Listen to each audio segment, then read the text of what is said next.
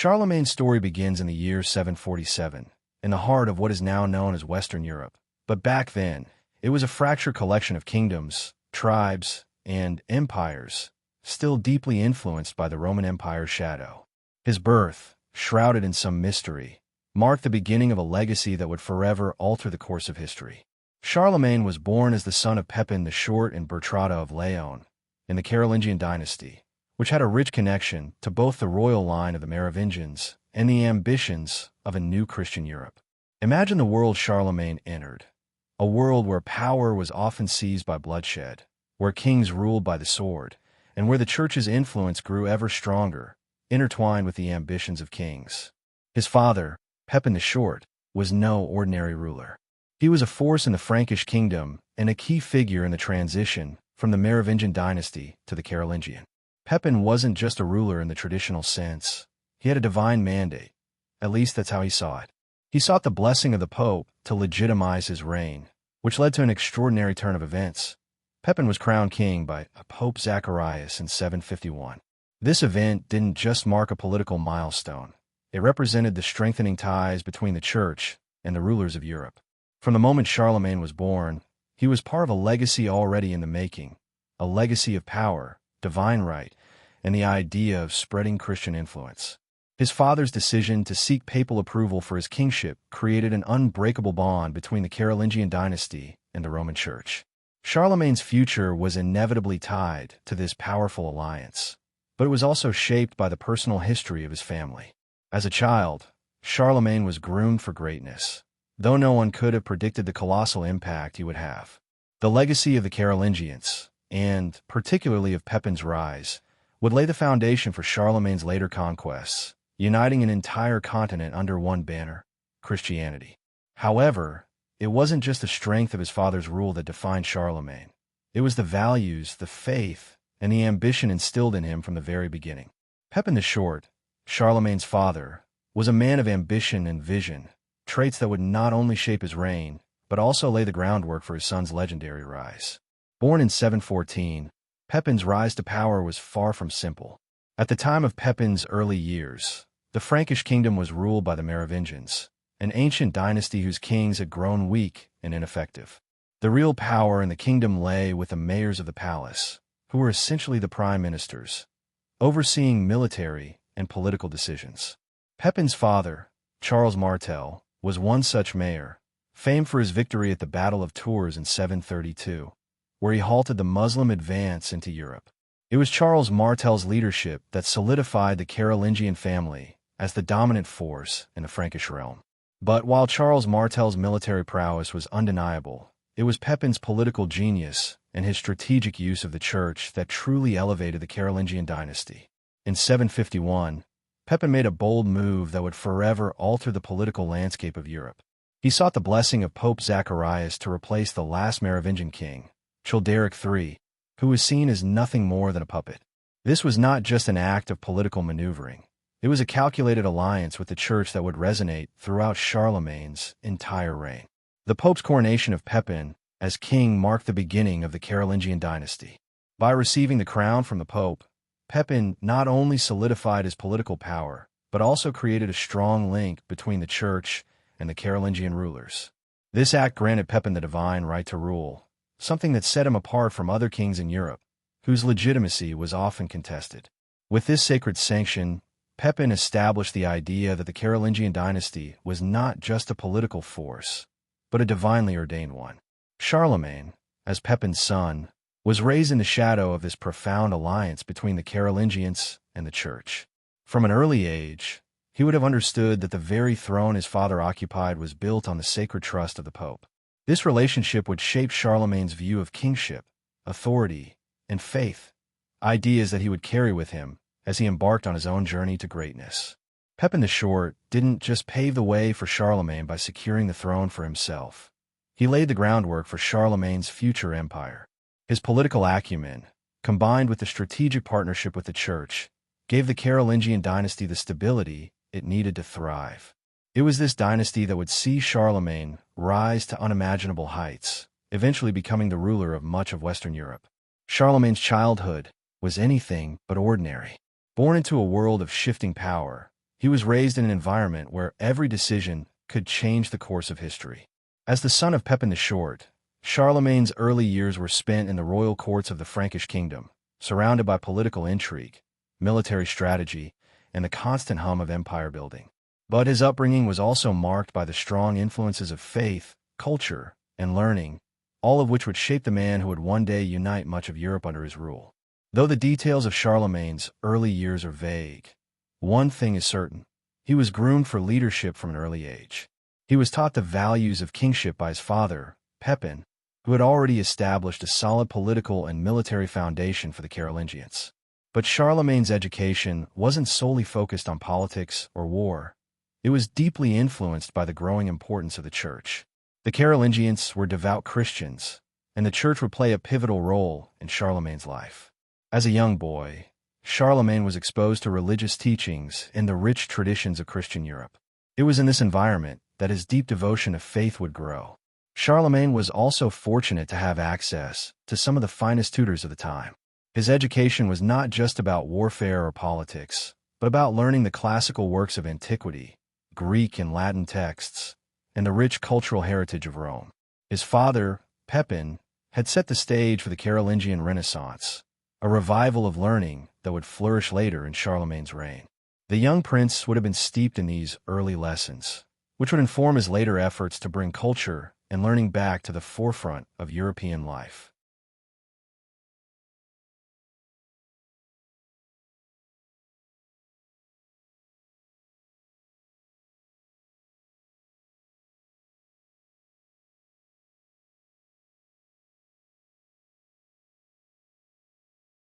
Despite the privileges of royal life, Charlemagne's childhood was not without its challenges. His family was often embroiled in the struggles of the Frankish kingdom, and there were always threats from both within and outside the kingdom. As a young prince, Charlemagne was expected to take on responsibilities early, assisting in military campaigns and learning how to govern. But it was also a time of personal loss. Charlemagne's brother, Carloman, was born shortly after him, and the two were initially co-rulers of the kingdom.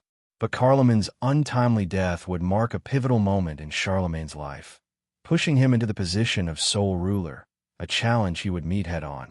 In many ways, Charlemagne's childhood prepared him for the enormous challenges ahead. He learned the importance of leadership, faith, and education, all values that would guide him through the trials of his reign.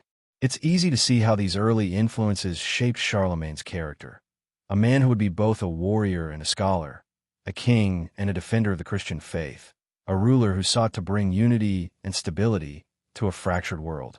As Charlemagne grew, his education became the cornerstone of his future empire. Raised in the royal court, where his father Pepin ruled, Charlemagne was exposed to a world far beyond the typical life of a young prince. Education in the early Middle Ages was far from common for royalty, but Charlemagne was fortunate. He had access to some of the best scholars of the time, who would shape his views on both leadership and culture.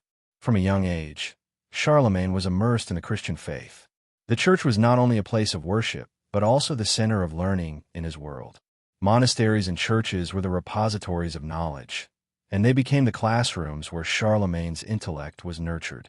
The Carolingian dynasty, under his father Pepin, had already forged a strong alliance with the Pope, which would heavily influence Charlemagne's upbringing.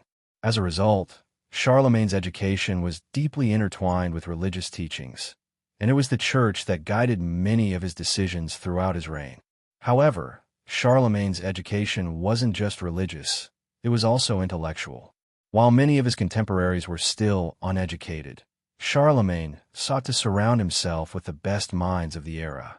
One of the most influential figures in his early intellectual life was Alcuin of York, a brilliant scholar and theologian. Alcuin was invited to Charlemagne's court to help lead the Carolingian Renaissance, a revival of learning that would transform Europe. Under Alcuin's guidance, Charlemagne learned to read and write in Latin, a skill that would later become vital in his efforts to reform the Christian world. It's important to note, though, that Charlemagne himself was not a prolific writer. While he was an avid reader and deeply valued education, he never learned to write fluently in his youth. Yet, his love for knowledge and his commitment to promoting education throughout his reign was unmatched. Charlemagne's court became a hub of intellectual activity, where scholars from all over Europe gathered to share ideas, preserving ancient texts and introducing new ones. Charlemagne would go on to found schools and commission manuscripts, fostering the spread of knowledge across his empire.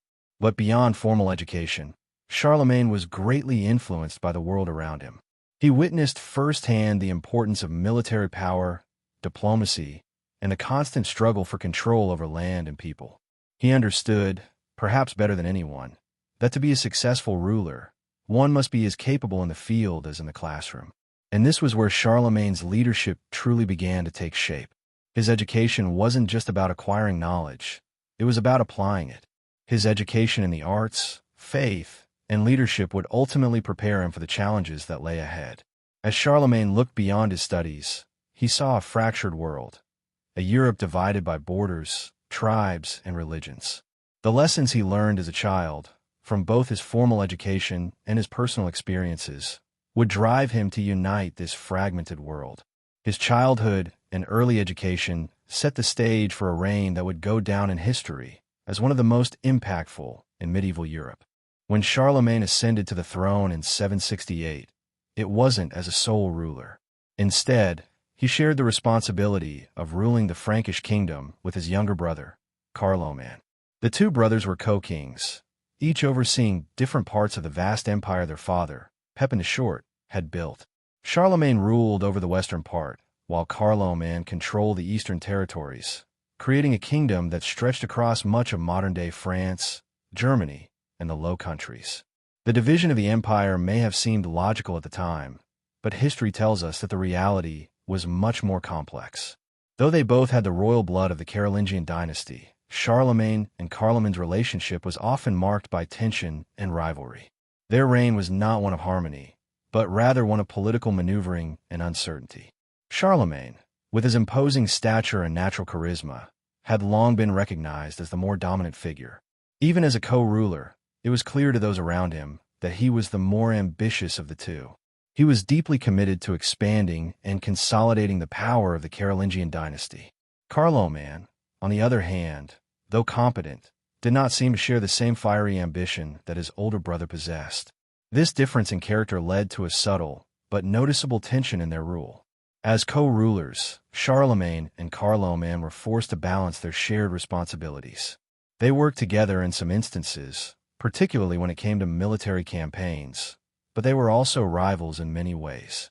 The kingdom was large, and the need for strong, unified leadership was apparent. Charlemagne, with his strategic mind, had a vision of an empire that could withstand the test of time. Carloman, however, was less focused on this larger goal, and his more reserved nature led him to adopt a more defensive approach to ruling. The division between the two brothers was not just political, it was personal. There were even reports of increasing distrust between them, as Charlemagne's court became filled with his loyalists, while Carloman's grew to reflect his own circle of influence. The seeds of division were sown, and as history would reveal, this split was not to last long. Despite their shared rule, the relationship between Charlemagne and Carloman was far from smooth. Beneath the surface of their co-rule, a silent struggle for dominance played out, one that was defined by their contrasting approaches to leadership. While Charlemagne's ambitions grew steadily, Carloman's more cautious and measured style led to tension, both within their court and in the broader kingdom. Charlemagne, always the more assertive of the two, was a visionary who looked beyond the borders of the Frankish kingdom. He saw the potential for greatness and sought to expand and solidify his empire's power. Carloman, however, was less eager to pursue such ambitious goals. He seemed content with maintaining the kingdom's stability rather than pushing for further territorial conquests. This difference in vision created a rift that was difficult to ignore, especially as their shared rule grew more complicated. The underlying tension between the brothers wasn't just political, it was personal. Charlemagne, known for his larger-than-life presence, was the dominant figure at court. His personal charisma and unwavering drive for expansion often overshadowed Carloman's quieter, more reserved nature. The kingdom's nobility, too, gravitated toward Charlemagne's powerful and energetic leadership style, which only deepened the divide between the two brothers. This power struggle wasn't just about territorial control, it was also about influence over the future of the Carolingian dynasty. Charlemagne was keen on strengthening his family's legacy through military and cultural expansion, while Carloman, perhaps more cautious or simply less inclined toward grand ambitions, struggled to assert his authority in the same way. Their rivalry extended into the realm of diplomacy, where Charlemagne's aggressive outreach and Carloman's more measured tactics put them on different paths. As their reign continued, the power struggle intensified. Charlemagne, always ready for the next step, began to surround himself with loyal supporters and advisors who shared his vision of a united and powerful empire. Meanwhile, Carloman's faction remained divided, as his less bold approach to governance left him with fewer allies. Over time, this growing divide became harder to overlook. Charlemagne's supporters saw him as the natural ruler, capable of leading the kingdom into a new era, while Carloman's more conservative approach was increasingly viewed as insufficient for the demands of a rapidly changing world. The tension reached a breaking point in 771, when Carloman suddenly fell ill and died. This marked the end of their shared rule and paved the way for Charlemagne to become the sole ruler of the Carolingian kingdom. In 771, the unexpected death of Charlemagne's younger brother, Carloman, changed the course of history. What had been a tense and divided rule between the two brothers suddenly transformed into a single reign under Charlemagne's command. Carloman's death, though untimely, cleared the path for Charlemagne to become the sole ruler of the Carolingian Empire, an empire that stretched across vast regions of Western Europe. At the time of Carloman's passing, Charlemagne was still relatively young, but already established as the more dominant and ambitious of the two. The brothers had been co-rulers for just 3 years, but in that brief time, Charlemagne's leadership style had already become apparent. He was not one to shy away from decisive action, and his vision for the kingdom was grand. When Carloman died, Charlemagne wasted no time in consolidating his power. However, despite this swift consolidation, the circumstances surrounding Carloman's death did not leave Charlemagne unscathed. There were whispers among the nobility and within the court. Some speculated that Charlemagne's ambition had played a part in Carloman's sudden demise, though there was no hard evidence to support such claims. Regardless of the rumors, Charlemagne knew that his brother's death had left him in a position where he could either solidify his power and prove himself as a capable ruler, or risk losing everything his father, Pepin, had built. Charlemagne immediately began to take control of Carloman's territories, swiftly absorbing the lands his brother had ruled into his own. This unification, while natural in the eyes of many, was not without its complications. Charlemagne had to ensure that the powerful nobility, who had once been loyal to Carloman, pledged their allegiance to him. In the wake of Carloman's death, Charlemagne faced a choice: continue his brother's policies and maintain peace, or forge his own path, one marked by bold conquests and decisive actions. True to his nature, Charlemagne chose the latter. Charlemagne's rise to sole rule wasn't just about expanding territory. It was about demonstrating his ability to lead, unify, and make tough decisions. He swiftly dealt with any internal resistance, reinforcing his image as a strong and capable leader. His political acumen, military prowess, and ability to inspire loyalty among his followers ensured that his transition from co-ruler to sole king was smooth and relatively free from internal strife.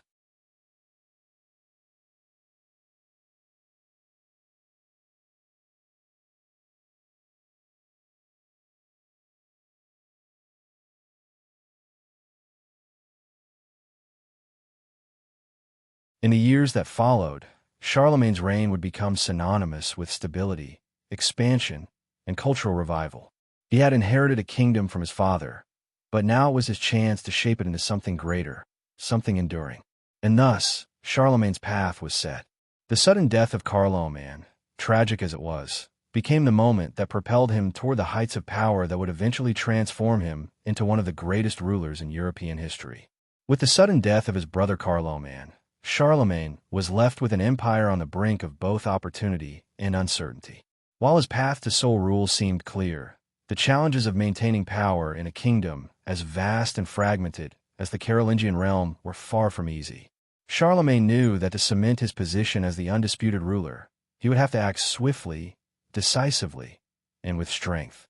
One of Charlemagne's first actions was to secure the loyalty of the powerful Frankish nobility, who had once pledged their allegiance to Charlemagne.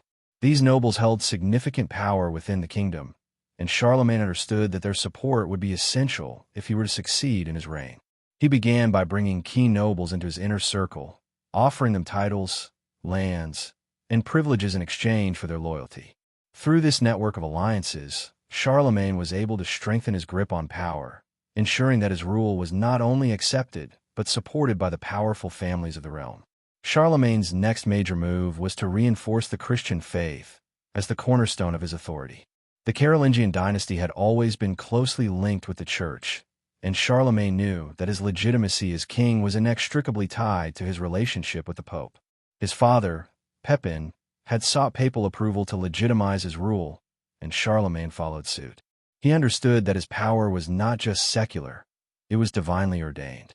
By forging a strong alliance with the Pope, Charlemagne was able to ensure both the religious and political legitimacy of his rule, gaining the support of both the Church and his people. Charlemagne also focused on expanding the borders of his kingdom. Though his reign had just begun, he wasted no time in launching military campaigns to strengthen the Carolingian Empire's influence. His early efforts were concentrated on the Saxons, a powerful tribe to the northeast of his kingdom. While these campaigns would later become infamous for their brutality and forced conversion to Christianity, Charlemagne's initial actions were critical in solidifying his power over the region. The Saxons resisted, but Charlemagne's military strength and strategic use of alliances ensured that the territory was brought under his control. At the same time, Charlemagne worked to restore stability within the kingdom. The Carolingian Empire had been weakened by the divisions between his father and the Merovingians, and now it was up to Charlemagne to rebuild it. His efforts to centralize power, streamline governance, and ensure fair taxation helped create a sense of unity and order in a previously fractured realm. He set about reforming the legal system, standardizing laws across his lands, and strengthening the authority of local rulers, or counts, who helped administer justice on his behalf. Charlemagne's early actions were crucial in transforming the Carolingian dynasty from a powerful kingdom into a unified empire. His ability to navigate the delicate balance of power among the nobility, the church, and the military allowed him to secure his reign and lay the foundation for the remarkable legacy he would leave behind. With each successful campaign, each diplomatic alliance, and each reform, Charlemagne's position as the ruler of Western Europe grew ever stronger.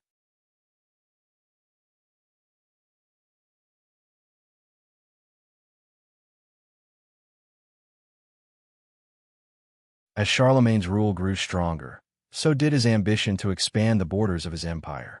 One of the most significant challenges he faced in this expansion was the Saxons.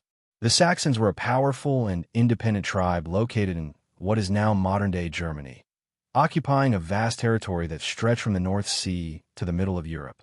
For Charlemagne, bringing the Saxons into his realm wasn't just about territorial expansion. It was about consolidating power, securing his borders, and spreading Christianity. The Saxons were a fierce and proud people, deeply rooted in their pagan traditions. Their resistance to external rule was unwavering, and they had long resisted Christianization. For Charlemagne, uniting them under his rule was both a military and religious challenge. The Saxons occupied a crucial area in the heart of Europe, and their defiance of Frankish authority posed a direct threat to Charlemagne's ambition of a unified Christian empire. If left unchecked, their independence could fragment the stability Charlemagne had worked so hard to build. The strategic importance of the Saxon region cannot be overstated. To the north of Charlemagne's Frankish kingdom, the Saxons stood as both a military and cultural barrier. Their land held the key to securing Charlemagne's borders against potential invasions from the Danes and other northern tribes. By bringing the Saxons into the fold, Charlemagne could not only secure his realm, but also expand his influence into what was then a largely untamed frontier. In addition to its strategic value, the Saxon region was also home to rich resources, including fertile lands and access to key trade routes. By conquering Saxony, Charlemagne would not only gain a strategic foothold, but also enrich his empire, strengthening both his economy and military. However, Charlemagne knew that bringing the Saxons into his empire would not be a simple task. The Saxons had fought against previous invaders for centuries, and they were not likely to submit easily. What began as a military campaign would soon turn into a prolonged and brutal war, one that would define Charlemagne's reign and test his resolve as a ruler. The Saxon Wars began with a series of calculated military campaigns designed to bring the stubborn and independent Saxons into the fold of Charlemagne's empire. At the time, Charlemagne was not only dealing with threats from outside his kingdom, but was also keen on asserting his authority within his borders. The Saxons, known for their fierce resistance to foreign rule and their strong pagan beliefs, presented a significant challenge to Charlemagne's vision of a unified Christian Europe. The first major military action against the Saxons began in 772. Charlemagne's goal was clear: to subdue the Saxons and secure his northern borders.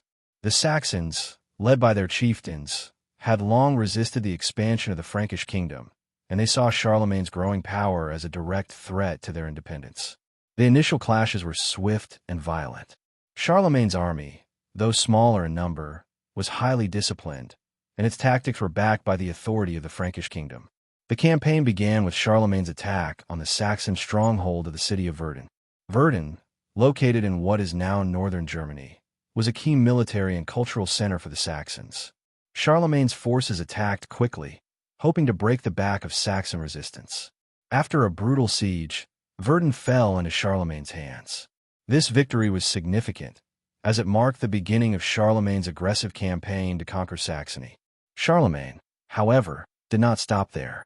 To break the spirit of the Saxons and ensure their submission, he ordered the destruction of sacred pagan sites and temples.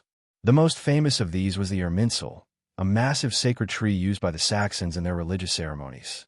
Charlemagne saw the destruction of these symbols of paganism as a necessary step in the Christianization of the region. This act not only symbolized his military victory, but also his intent to replace pagan beliefs with Christianity. Despite Charlemagne's success in these early campaigns, the Saxons refused to bow easily. They launched retaliatory strikes, and the campaign quickly escalated into a long and grueling conflict. Charlemagne, unwilling to allow his victory to slip away, pushed deeper into Saxon territory, determined to break their will.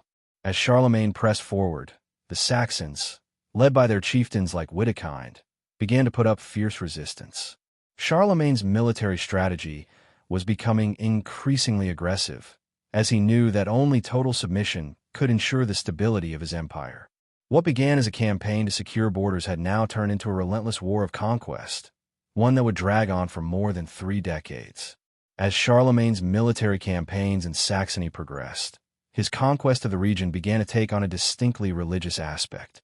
While his initial goal was to secure his northern borders and extend his empire, the Saxon Wars soon became intertwined with Charlemagne's determination to spread Christianity. The Saxons, proud in their pagan beliefs, were seen as a powerful barrier to Charlemagne's vision of a unified Christian Europe. For him, this was not merely a conquest of land, but a spiritual mission to bring the Saxons into the fold of the Christian faith. Charlemagne's tactics for converting the Saxons were both strategic and brutal. As he swept through Saxony, his army didn't just engage in military action, but systematically attacked the heart of Saxon religious life. Charlemagne sought to eliminate the pagan practices that had flourished in the region for centuries. He ordered the destruction of sacred temples, idols, and shrines, symbols of the Saxons' faith. This move was designed to weaken their cultural and religious identity, breaking their will to resist the Frankish forces. One of the most infamous episodes of this religious campaign was the massacre at Verdun in 782. After a major victory over the Saxons, Charlemagne ordered the execution of 4,500 Saxon prisoners. They had been captured after attempting to rebel against Frankish rule, and Charlemagne believed that this brutal act would send a powerful message. Submission to the Frankish Empire and conversion to Christianity was non-negotiable. The massacre at Verdun became one of the most infamous acts of Charlemagne's reign, and it illustrated the lengths to which he would go to secure both political and religious unity. The forced conversions and the destruction of pagan practices weren't solely about military power. They were about reshaping the Saxon identity to fit into the Christian world Charlemagne was trying to build. Missionaries and priests were sent to the Saxon territories, and Christian churches were established in place of the destroyed pagan shrines. The Franks were determined to convert the Saxons, and Charlemagne's army would not stop until this goal was achieved.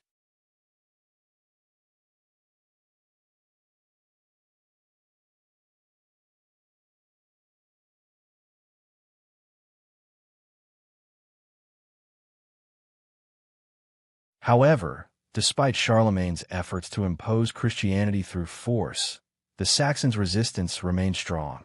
While many were baptized under duress, the Saxon spirit could not be broken entirely. Paganism didn't vanish overnight, and many Saxons continued to practice their old beliefs in secret, resistant to the foreign imposition of Christianity. Charlemagne's policies, though successful in converting many, also sowed seeds of resentment and rebellion among the Saxons, who viewed these forced conversions as an affront to their heritage and way of life. But Charlemagne was undeterred. He believed that his mission was divinely ordained, and he saw the Christianization of the Saxons not only as a political necessity, but also as a righteous cause. To him, bringing the Saxons to Christianity was not simply an act of conquest, it was an act of salvation. This belief would continue to drive his efforts throughout the Saxon wars, making his reign not just one of territorial expansion, but one of religious domination. The Saxon wars were far from straightforward, and Charlemagne's military campaigns were met with fierce resistance from the Saxons. While Charlemagne would eventually succeed in bringing Saxony into his empire, the path was fraught with struggle. One of the defining moments of this conflict was the Battle of the Teutoburg Forest, a battle that would go down in history as one of the most significant clashes between the Romans and the Germanic tribes. Charlemagne's forces, though well-trained and powerful, faced an unexpected challenge from the Saxons, who were fierce and unrelenting in their defense of their homeland. The Battle of the Teutoburg Forest, which took place in 9 AD, long before Charlemagne's reign, serves as a historical backdrop to understand the depths of Saxon resistance. The battle was not fought by Charlemagne's forces, but by his ancestors, and it set the stage for the long and bloody struggle Charlemagne would later engage in. In the early years of Roman expansion into Germania, the Teutoburg Forest became the site of a legendary defeat. Led by the Roman general Publius Quinctilius Varus, the Roman legions were ambushed by an alliance of Germanic tribes under the leadership of Arminius, a Germanic chieftain who had previously served in the Roman army. The Romans, who had underestimated the strength and unity of the Germanic tribes, were decimated in the dense woods of the Teutoburg Forest. 3 Roman legions, along with their auxiliaries, were completely destroyed, marking one of the worst defeats in Roman military history. For Charlemagne, the memory of this devastating loss would resonate as he faced the Saxons in his own time. The Saxons, like the Germanic tribes before them, had a deep connection to their land and a fierce resistance to foreign rule. The battle illustrated the determination and resilience of the Saxons, traits Charlemagne would encounter repeatedly during his campaigns. The historical significance of the Battle of the Teutoburg Forest was not lost on Charlemagne. He understood that in order to succeed in his conquest of Saxony, he would have to overcome the same obstacles that the Romans had faced. The Saxons were no ordinary adversaries. They were a proud people who were willing to fight to the death to defend their land and their way of life. Charlemagne would need more than just military strength.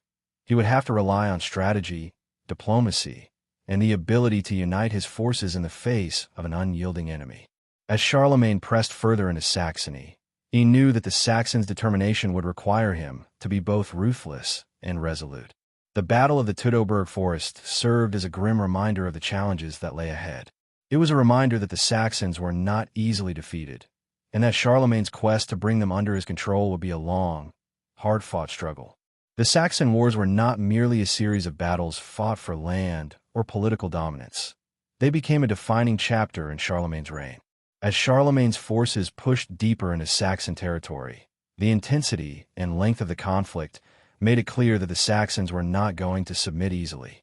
Over the course of more than 3 decades, Charlemagne waged war against the Saxons, not only as a conqueror, but as a missionary, determined to Christianize and assimilate a proud pagan people. In the short term, Charlemagne was victorious. His army eventually defeated the Saxons, incorporating their lands into the Carolingian Empire. But the long-term effects of the Saxon wars were profound, both for Charlemagne's empire and for the future of Europe. One of the most notable impacts was the deep-seated animosity between the Saxons and the Frankish kingdom. Though many Saxons were forced to convert to Christianity and swear allegiance to Charlemagne, resistance and rebellion continued to simmer beneath the surface. This made the region difficult to govern for Charlemagne's successors, as the Saxons were a volatile and rebellious group even after their formal submission.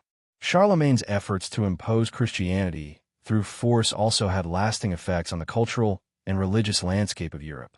The brutal tactics he employed, including the forced conversion of the Saxons and the destruction of their sacred sites, created a legacy of religious conflict. While Charlemagne's intentions were to unify Europe under the Christian faith, the methods he used left scars that would be felt for generations. The Saxons were not simply subdued. They were shaped into subjects of a foreign belief system, which bred resentment and defiance. The Saxon Wars also had significant implications for the Carolingian Empire's military and political structure. Charlemagne's military campaigns, which stretched over a vast and difficult terrain, necessitated the development of new military strategies and fortifications. To maintain control over the newly conquered Saxon lands, Charlemagne established a network of fortified towns and strongholds, known as castella. These fortifications were designed to prevent future uprisings and to ensure that the Frankish influence remained intact. This network of military outposts became a key element in Charlemagne's ability to maintain power over his extended empire, setting the stage for future military campaigns and administrative reforms.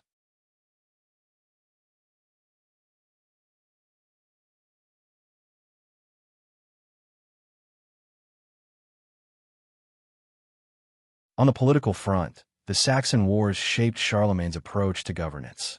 He learned that in order to secure his empire, he could not rely solely on military force. He also needed a system of local administration. To manage his newly expanded empire, Charlemagne empowered local nobles and rulers, known as counts, to oversee regions on his behalf.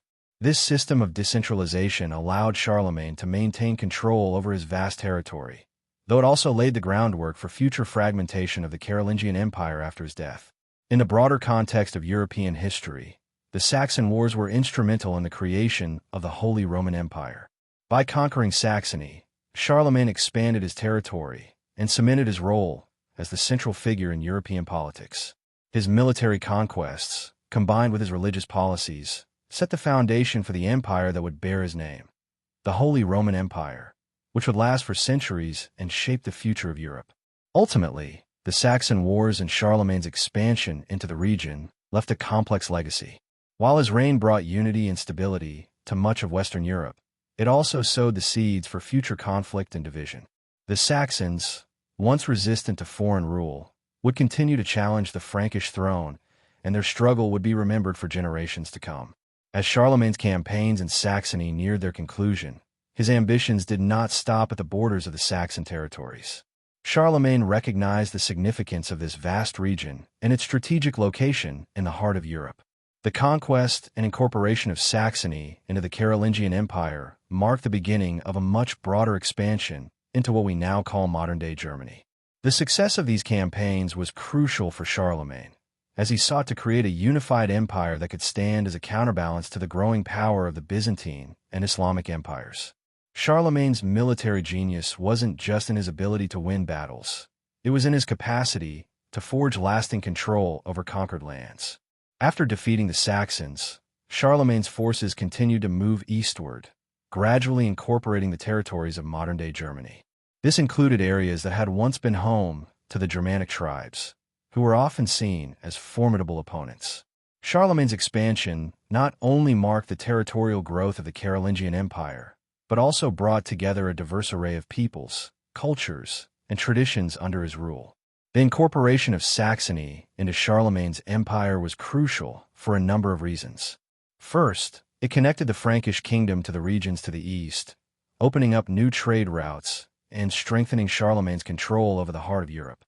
By expanding eastward, Charlemagne ensured that the Carolingian Empire was not just a powerful political entity, but a cultural and economic hub as well. With the Saxons subdued and converted to Christianity, Charlemagne's influence stretched from the Atlantic coast to the Elbe River, securing a vast swath of land. Charlemagne's conquest of Saxony also paved the way for further territorial expansion into Bavaria, another key region of modern-day Germany. The Bavarians had long been an independent people with their own customs and traditions. Charlemagne, however, had other plans. By defeating Bavarian rulers and integrating the region into his empire, Charlemagne was able to solidify his control over the southern territories of the Carolingian Empire. The incorporation of Bavaria was significant not only because of its geographical position, but because of the resources and strategic advantages it provided. With the consolidation of Saxony and Bavaria, Charlemagne's empire now stretched far beyond its original borders. This expansion made the Carolingian Empire one of the largest political entities in Western Europe at the time.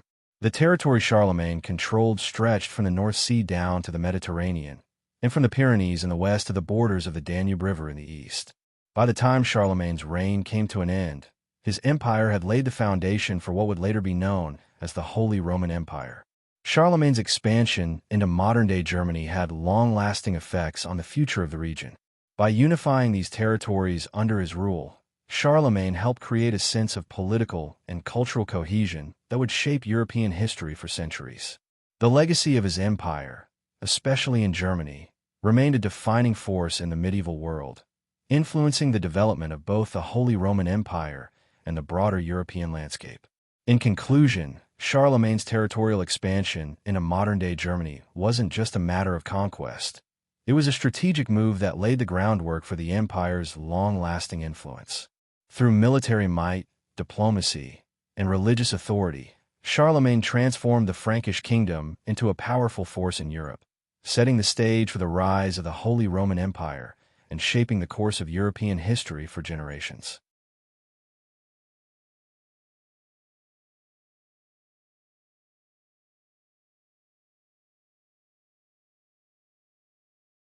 In the year 800, Charlemagne's reign reached a monumental and symbolic climax. On Christmas Day, in the heart of Rome, Charlemagne was crowned Holy Roman Emperor by Pope Leo III, an event that would not only define his legacy, but also reshape the political and religious landscape of Europe. The coronation was not a random or merely ceremonial event. It was a carefully calculated political maneuver that tied Charlemagne's authority to the very heart of Christianity and marked the birth of what would later be known as the Holy Roman Empire. At the time, Europe was divided into numerous smaller kingdoms, each with its own ruler, often at odds with one another. The Merovingian and Carolingian dynasties had ruled much of the Frankish lands, but there was no single dominant power in the Christian world. Charlemagne's power and ambitions were well known, but it was the alliance with the Church and his devotion to Christianity that would elevate his reign to something far greater. The role of the Church in medieval Europe could not be understated. The Pope wielded considerable spiritual and political influence over Europe's rulers, and Charlemagne, understanding this dynamic, sought the Church's approval to legitimize and strengthen his rule. This was not just a matter of religious piety. It was an astute political move. By aligning himself with the Pope, Charlemagne sought to confirm his sovereignty, not only over the Frankish kingdom, but over a larger Christian realm. Charlemagne's coronation as Holy Roman Emperor had profound implications, and it was a deeply significant moment for both the Frankish king and the Christian world. The title itself, though not new in the sense of Roman emperors, symbolized the revival of the idea of a unified Christian empire in the West.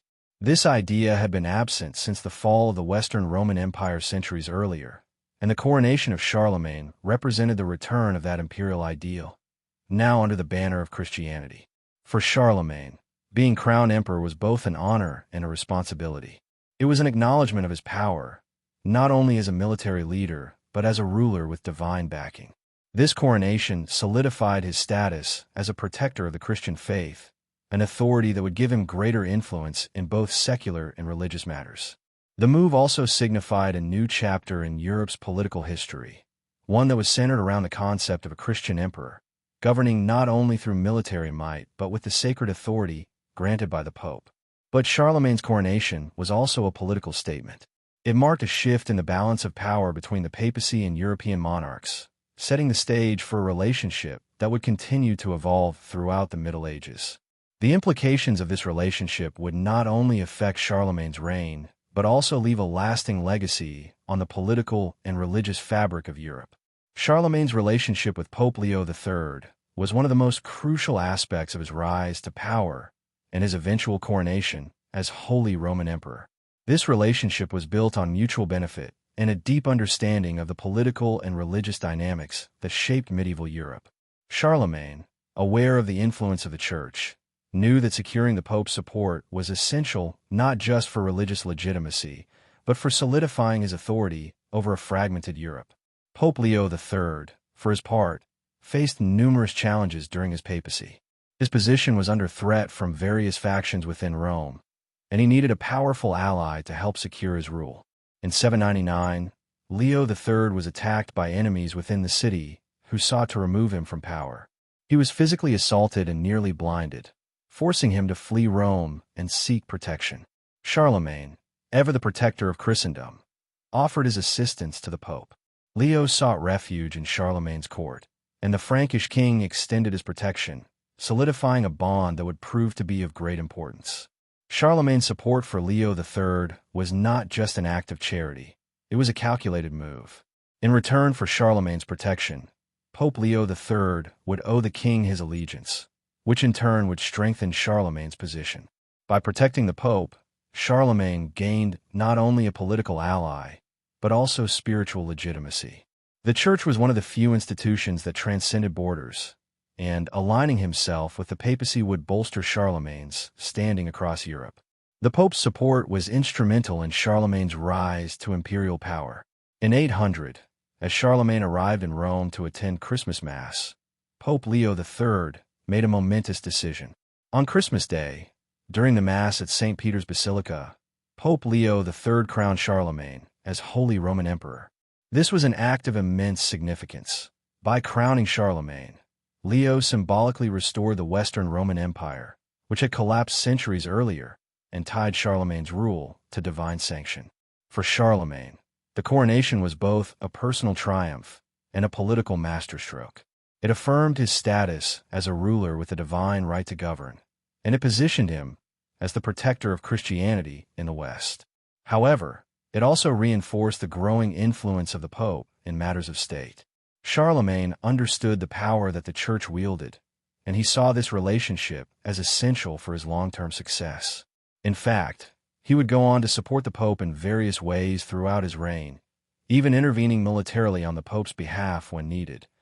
While their alliance was based on mutual benefit, it wasn't without tension. Charlemagne, though respectful of the Pope's spiritual authority, was also aware of his own political power. He saw himself as the true ruler of the Christian world, and often sought to assert his influence in religious matters. This sometimes led to friction between the two men, as Charlemagne was careful to maintain his sovereignty even in the face of papal authority. Nevertheless, the bond between Charlemagne and Pope Leo III remained strong, as both recognized that their alliance was critical to the stability and success of the Christian empire they sought to build. The coronation of Charlemagne as Holy Roman Emperor on Christmas Day in the year 800 was a momentous event, not just for Charlemagne, but for all of Europe. It took place in the heart of Christendom, at St. Peter's Basilica in Rome, before a congregation of nobles, bishops, and clergy who had gathered to celebrate the holy day. The event itself was both a spiritual and political spectacle, one that would go on to shape the trajectory of European history for centuries to come. Charlemagne, having traveled to Rome to attend Mass, could not have anticipated the dramatic turn of events that awaited him. Pope Leo III, who had been under threat from political rivals in Rome, had found in Charlemagne not just a protector, but a potential instrument for securing his own power. On that fateful day, during the Mass, as Charlemagne kneeled before the Pope, Leo III took a bold step that would forever alter the course of history. In an act that was as much symbolic as it was practical, Pope Leo placed the imperial crown upon Charlemagne's head and declared him Emperor of the Romans. The ceremony itself was deeply significant. By crowning Charlemagne, Pope Leo III revived the concept of the Roman Empire in the West, a title that had been vacant since the fall of the Western Roman Empire in 476 AD. This was no mere title. It was the rebirth of the idea of a unified Christian empire under one ruler, a ruler who, in the eyes of the Pope, was divinely ordained to maintain order, protect the Church, and preserve Christian values. The coronation sent a powerful message. Charlemagne was not just a king. He was now the Holy Roman Emperor, the protector of the Christian faith, and the rightful successor to the Roman emperors of old. Charlemagne, though taken by surprise, accepted the crown. The sources differ on how he reacted to the moment. Some accounts suggest that Charlemagne was initially shocked by the suddenness of the coronation and even felt a sense of ambush. After all, he had not sought such a title for himself, and it came with profound responsibility. Nevertheless, he accepted the crown with dignity and grace, understanding its significance both as a mark of personal glory and as a tool to strengthen his political and religious authority. The event in Rome wasn't just about the formalities of the coronation. It was a display of power, a public affirmation of Charlemagne's standing in the world. By placing the crown on Charlemagne's head, Pope Leo III made a statement about the relationship between the papacy and the secular rulers of Europe. The Pope, as the leader of the Christian Church, had the authority to confer imperial power, but by doing so, he also acknowledged Charlemagne's pre-existing strength as a ruler. This act was as much about the mutual benefit of the papacy and the Carolingian dynasty as it was about the symbolic rebirth of the Roman Empire. For Charlemagne, the coronation marked the culmination of his military and political efforts. It was the recognition of his achievements in expanding his empire and his deep commitment to the Christian faith. His reign had already brought stability and prosperity to the Frankish kingdom, but now, as Holy Roman Emperor, he was bestowed with a divine mandate to rule over a much larger, more influential Christian realm. The coronation was a moment that solidified his legacy and reshaped Europe's political and religious landscape. Charlemagne's coronation as Holy Roman Emperor on Christmas Day in 800 had far-reaching political and religious implications, both for his reign and for the future of Europe. The act was not merely a symbolic gesture. It established a new framework for political legitimacy that intertwined the power of the monarch with the authority of the Church. This coronation would alter the balance of power in Europe and set the stage for centuries of religious and political tension, cooperation, and conflict. The first and most immediate political impact of Charlemagne's coronation was the formalization of the papal authority in political matters. By crowning Charlemagne, Pope Leo III made it clear that the Pope held the power to elevate rulers to the status of emperor. This act not only legitimized Charlemagne's rule, but also strengthened the position of the papacy, which had long sought to assert its influence over secular rulers. The idea that the Pope could bestow the title of emperor had deep implications for future monarchs. It created a political environment where the Pope was seen as a key figure in granting divine legitimacy to rulers, thus ensuring that future emperors would depend on the Church for their recognition. However, this newfound power of the papacy also created the potential for future conflict between the papacy and European monarchs. Charlemagne's coronation marked the beginning of a relationship between the Church and the secular world that was built on mutual reliance, but this would not always be harmonious. While Charlemagne accepted the Pope's authority and revered his religious role, his reign would later demonstrate that monarchs could, at times, challenge papal power, particularly when it conflicted with their own sovereignty. The coronation set a precedent that would become the subject of conflict during the Middle Ages, as future emperors and kings navigated their relationship with the papacy.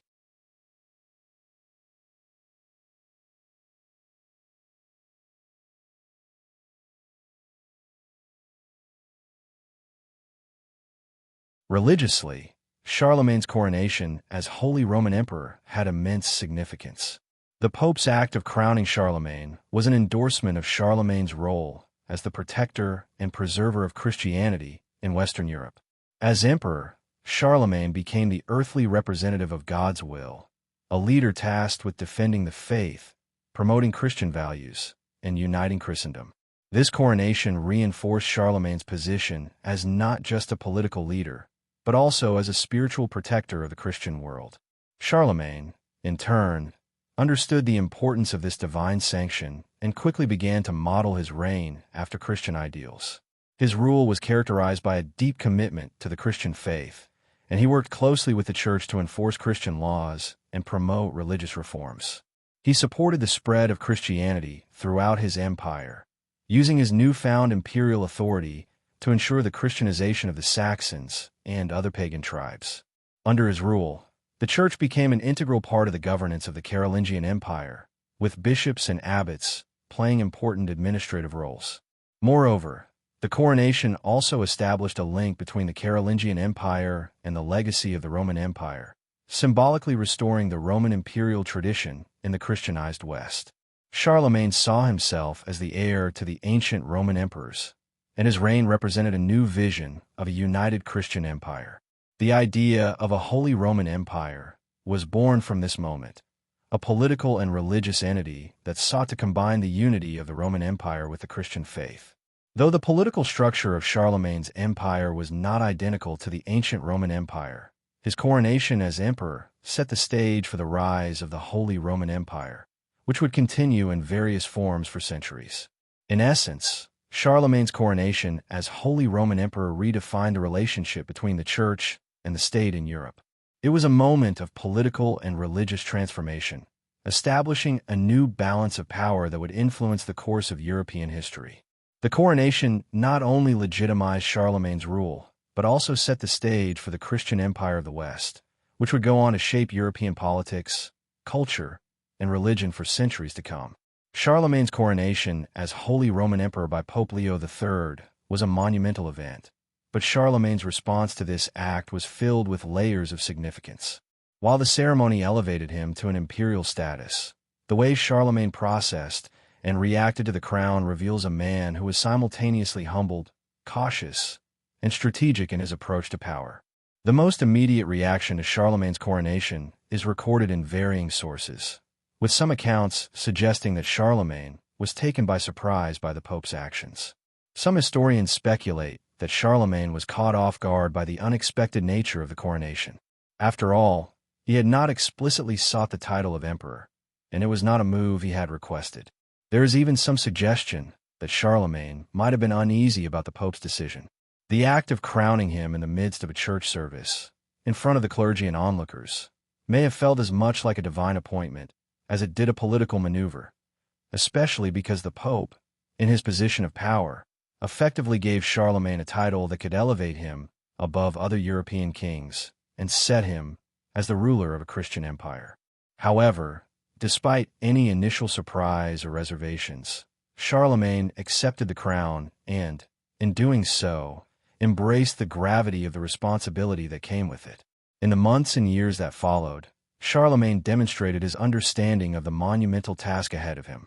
He recognized that his coronation did not just mark the beginning of his reign as emperor, it marked the beginning of a new era for the Christian world.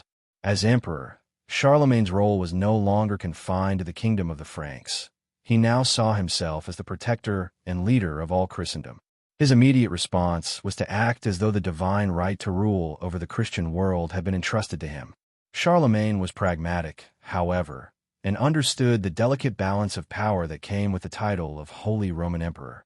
While the coronation aligned him with the Pope, it also presented him with the reality that the power of the papacy could be both an asset and a potential challenge. Charlemagne knew that he could not rely solely on the Church for legitimacy. He needed to solidify his power by strengthening his military might, maintaining a firm grip on his territories, and consolidating relationships with European rulers. Charlemagne also responded to his coronation by redoubling his efforts to expand his empire and spread Christianity. His reign, as emperor, became even more focused on the unification of Europe under the banner of Christianity. He pushed forward with military campaigns, including those against the Saxons, ensuring that Christianization was imposed through force where necessary. He worked closely with the Church to establish monasteries, promote education, and foster a revival of Christian art and scholarship. Charlemagne, recognizing the significance of the coronation, dedicated himself to the ideals of a Christian emperor, blending his military prowess with religious devotion. While Charlemagne may have been cautious about the political consequences of his coronation, his response to the crown was unmistakably one of resolve and ambition. Over time, he came to embrace the idea that his reign, as emperor, was not only a political opportunity, but also a divine calling. He saw himself as the ruler of a new Christian empire that would restore the unity of the Roman world, and he dedicated his reign to ensuring that his actions aligned with the responsibility he had been given. Charlemagne's coronation as Holy Roman Emperor was not just a single event. It was a transformative moment that had profound and long-lasting effects on both his reign and the future of Europe. While the immediate effects of the coronation were clear, it is the long-term impact that truly shaped the legacy of Charlemagne's empire and the structure of European politics for centuries to come. One of the most significant long-term effects of Charlemagne's coronation was the establishment of the Holy Roman Empire. Though the title Holy Roman Empire would not be used in its formal sense until later, Charlemagne's coronation marked the beginning of what would become a lasting political entity. The concept of a unified Christian empire under a single ruler, legitimized by the Pope, became central to the political order of medieval Europe. Charlemagne's empire was not just a Frankish kingdom. It was now a symbol of the revival of the Roman Empire in the Christian West. His reign provided a model for future rulers, blending religious and secular authority in a way that had never been seen since the fall of the Western Roman Empire centuries earlier. In addition to the establishment of the Holy Roman Empire, Charlemagne's coronation had a lasting impact on the relationship between church and state in Europe. The papacy, having crowned Charlemagne, had set a precedent for the Pope's ability to grant legitimacy to secular rulers. This created a framework for the relationship between the monarchs of Europe and the Church. The idea that the Pope could confer imperial power led to centuries of tension and negotiation between the Church and monarchs, as future kings and emperors sought to assert their sovereignty while acknowledging the papal authority. This dynamic would become a key feature of medieval European politics, especially during the investiture controversy in the 11th century, where the right to appoint bishops became a central issue of church-state conflict. Charlemagne's empire also had a profound impact on the cultural and intellectual landscape of Europe. His coronation marked the beginning of the Carolingian Renaissance, a revival of learning, arts, and scholarship. Charlemagne saw education as vital for the growth of his empire and sought to revive classical knowledge, preserve ancient texts, and improve literacy throughout his realm. His support for scholars like Alcuin of York and his establishment of schools across his empire laid the foundations for the intellectual rebirth of Europe that would flourish in the High Middle Ages. The Carolingian Renaissance had a lasting influence on European culture and intellectual life, paving the way for the growth of universities and the preservation of classical heritage for future generations.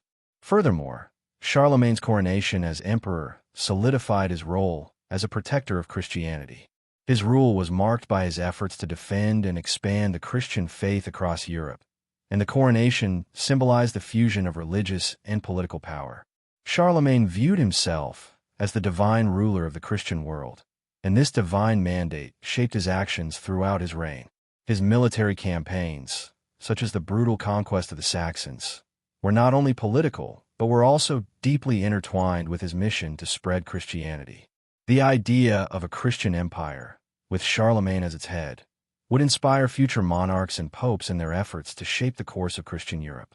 Charlemagne's empire, however, was not destined to last in its entirety. After his death in 814, the empire began to fragment due to a combination of internal divisions, external pressures, and the division of the empire among Charlemagne's heirs. The Treaty of Verdun in 843, which divided the empire between Charlemagne's grandsons, marked the beginning of the end of the unified Carolingian Empire.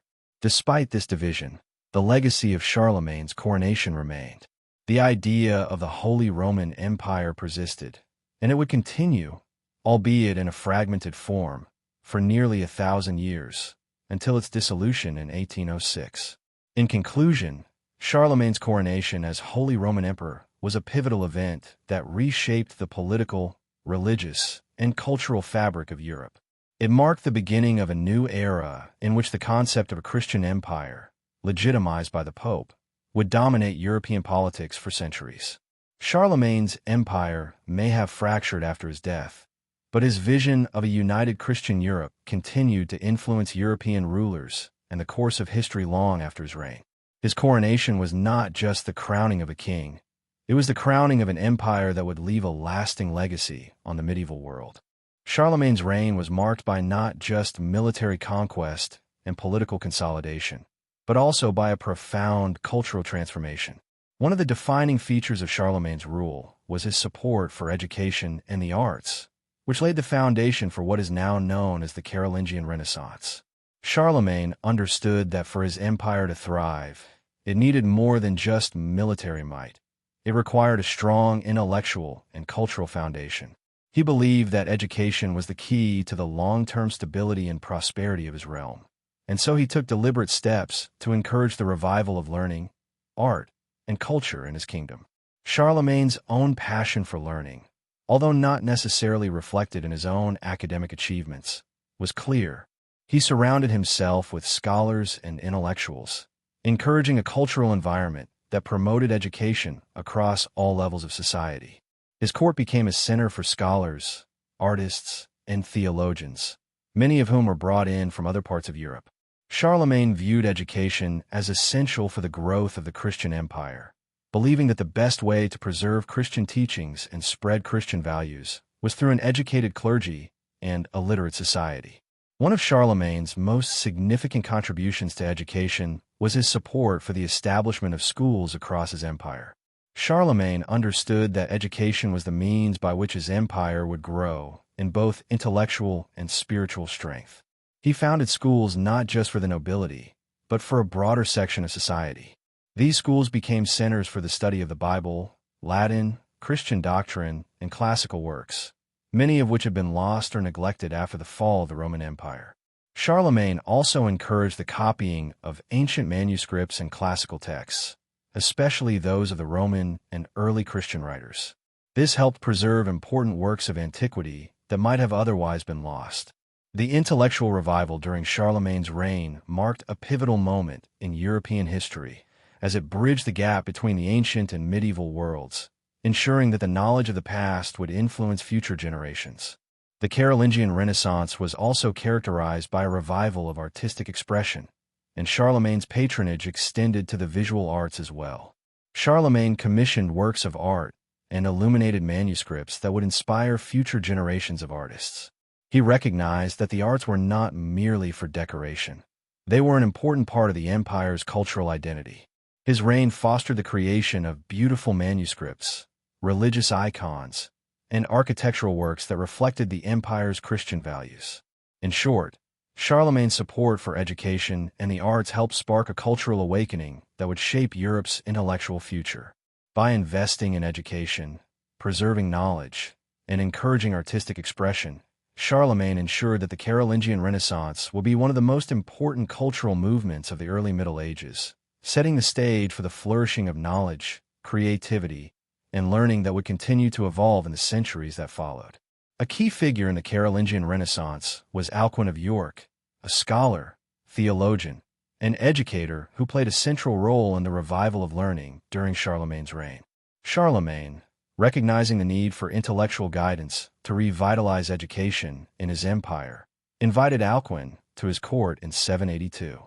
Alcuin's contributions were instrumental in shaping the educational reforms Charlemagne envisioned for his kingdom, particularly in establishing a network of schools that would teach both secular and religious subjects. Alcuin was born in York, in what is now England, and had already built a reputation as a scholar by the time Charlemagne invited him to the Carolingian court. As a monk and scholar, Alcuin had studied at the renowned monastery of Lindisfarne and was well versed in classical Latin, theology, and the works of ancient philosophers. He was an expert in the education of young clergy, and his expertise was exactly what Charlemagne needed to bring about the cultural renaissance that would define his empire. Once at Charlemagne's court, Alcuin became a key advisor to the king, and his role was pivotal in the revival of learning. Charlemagne entrusted him with the task of reforming the education system across the Carolingian Empire. Alcuin worked tirelessly to establish cathedral schools throughout Charlemagne's realm. These schools were designed not just for training clergy, but for educating the broader population in subjects such as grammar, rhetoric, theology, and the liberal arts. Alcuin's emphasis on Latin grammar, the study of classical texts, and the importance of preserving ancient knowledge helped to lay the foundation for the intellectual growth that defined the Carolingian Renaissance. In addition to his work as an educator, Alcuin was also responsible for reforming the liturgical practices of the empire. He worked to standardize the Christian liturgy, ensuring that prayers and religious ceremonies followed uniform guidelines throughout Charlemagne's lands. This reform was significant not only for the religious unity it created, but also for the intellectual culture it fostered, as liturgical study became an important aspect of education during this period. One of Alcuin's greatest contributions to the Carolingian Renaissance was his involvement in the preservation of ancient texts. He initiated a massive effort to copy and preserve manuscripts from classical antiquity, many of which have been lost or neglected in the chaos following the fall of the Roman Empire. Alcuin and his scholars worked diligently to copy texts from Latin authors, philosophers, and early Christian writers. This process was essential for the intellectual rebirth of Europe, as it allowed for the preservation and study of the works of Cicero, Virgil, and Augustine, among others. The preservation of these ancient texts would influence scholars for generations and provide the foundation for later intellectual movements, including the Renaissance. Alcuin's influence extended far beyond Charlemagne's court. He became a respected figure in the Carolingian world, and his works, writings, and educational reforms had a lasting impact on the development of Western thought. His teachings would later inspire the foundation of medieval universities and the intellectual revival of Europe in the centuries that followed. In short, Alcuin of York was not just a scholar. He was the architect of the Carolingian intellectual awakening. His contributions to education, the preservation of classical texts, and religious reform were integral to Charlemagne's efforts to create a unified, educated Christian empire. Through Alcuin's influence, Charlemagne ensured that the Carolingian Renaissance would be a lasting legacy, one that would shape the course of European learning and culture for centuries. One of the most profound aspects of Charlemagne's reign was his commitment to preserving classical knowledge and reviving intellectual life across Europe. The Carolingian Renaissance was not merely about promoting the arts or creating new works. It was about recovering and safeguarding the intellectual heritage of the ancient world. In the centuries following the fall of the Western Roman Empire, much of classical knowledge had been lost or neglected. Charlemagne, understanding the importance of preserving this knowledge, worked tirelessly to revive the study of ancient texts and classical philosophy, ensuring that this intellectual legacy would continue to influence future generations. A key figure in this endeavor was Alcuin of York, who helped Charlemagne establish schools and revitalize the study of classical Latin and Greek literature. However, Charlemagne himself took a personal interest in these efforts, often supporting the scholars who worked to recover ancient manuscripts and preserve important works. The preservation of classical knowledge became one of Charlemagne's central goals, not only for the intellectual benefit of his empire, but also as a means of ensuring that the Christian faith could be interpreted and understood through the lens of classical learning. One of Charlemagne's most significant efforts to preserve classical knowledge was his encouragement of the copying of ancient manuscripts. Throughout the empire, Charlemagne's scholars worked in scriptoria, rooms in monasteries and churches dedicated to copying texts by hand. These scribes copied ancient works of philosophy, theology, and literature, many of which have been neglected or lost during the turmoil of the early Middle Ages. Important works of Cicero, Virgil, and Aristotle, as well as early Christian writings from Augustine and Jerome, were carefully transcribed and preserved. Charlemagne's own court became a center for the revival of classical learning. He assembled a group of scholars who worked to revive the study of ancient texts and also to create new texts based on classical principles. These scholars created a new body of work, much of it Christian in nature, that built upon the classical traditions of rhetoric, philosophy, and literature. Charlemagne encouraged these efforts as part of his broader vision of a Christian empire grounded in the wisdom of the ancient world. Additionally, Charlemagne sought to standardize and preserve Christian texts. He encouraged the creation of new manuscripts of the Bible, ensuring that the scriptures would be available and accurate across his empire.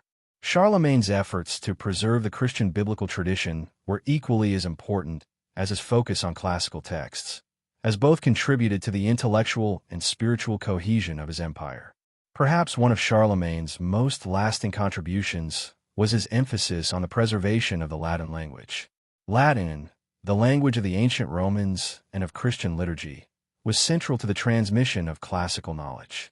By promoting Latin as the language of education, Charlemagne ensured that the intellectual heritage of the Roman world would continue to be accessible to future scholars.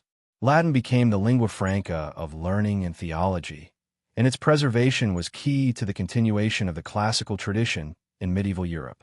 Charlemagne's efforts also extended beyond the classical world. His legal reforms, many of which were influenced by classical ideas of law and governance, were designed to ensure that his empire operated efficiently and justly. His capitularies, which were laws issued by Charlemagne, drew from Roman legal principles, ensuring that the governance of the empire was both effective and rooted in the traditions of the past. In essence, Charlemagne's reign was a time of intellectual renewal, a period where the classical world was reconnected with the present. By preserving ancient knowledge, Charlemagne ensured that the wisdom of the ancients would continue to shape European intellectual life for centuries to come. His efforts laid the groundwork for the Renaissance that would eventually flourish in the 12th and 13th centuries, proving that the Carolingian Renaissance was not merely a brief cultural flowering, but a crucial moment in the history of European learning. One of the most enduring legacies of Charlemagne's reign was his commitment to the establishment of schools and the spread of literacy throughout his empire. Recognizing the crucial role that education played in the stability and prosperity of his kingdom, Charlemagne embarked on an ambitious program to revive learning and ensure that it reached every corner of his empire. His efforts led to the creation of a vast network of cathedral schools, monasteries, and libraries, which became the intellectual and educational centers of the Carolingian Renaissance. Charlemagne understood that the success of his empire depended on an educated clergy, as well as an educated nobility capable of governing his vast and diverse realm. To achieve this, he sought to establish schools not just for the elites, but for all levels of society, with a particular focus on the training of the clergy. Charlemagne's vision was for a literate Christian society, where learning and religious devotion went hand in hand. The creation of cathedral schools was central to Charlemagne's educational reforms. These schools, located in important church centers across his empire, became hubs of education, where young men were trained in both Christian theology and classical subjects such as Latin, rhetoric, and grammar. Charlemagne's interest in education was driven by the desire to equip his clergy with the knowledge they needed to lead their communities in both spiritual and temporal matters. By establishing these schools, Charlemagne ensured that the clergy would be able to read and interpret the Bible, preach effectively, and administer the sacraments in a uniform manner throughout his empire. The curriculum at these schools was based on the 7 liberal arts, which included grammar, rhetoric, logic, arithmetic, geometry, music, and astronomy. These subjects were seen as essential for producing well-rounded and capable leaders, both religious and secular. The study of Latin, in particular, was emphasized, as it was the language of the church, the administration, and scholarship. By promoting Latin literacy, Charlemagne helped preserve the intellectual legacy of the ancient world and made classical knowledge accessible to his subjects.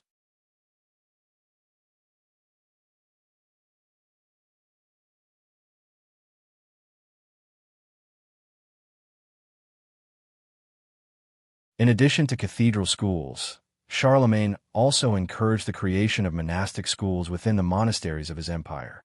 These schools were particularly important in the preservation of Christian texts and the transcription of manuscripts.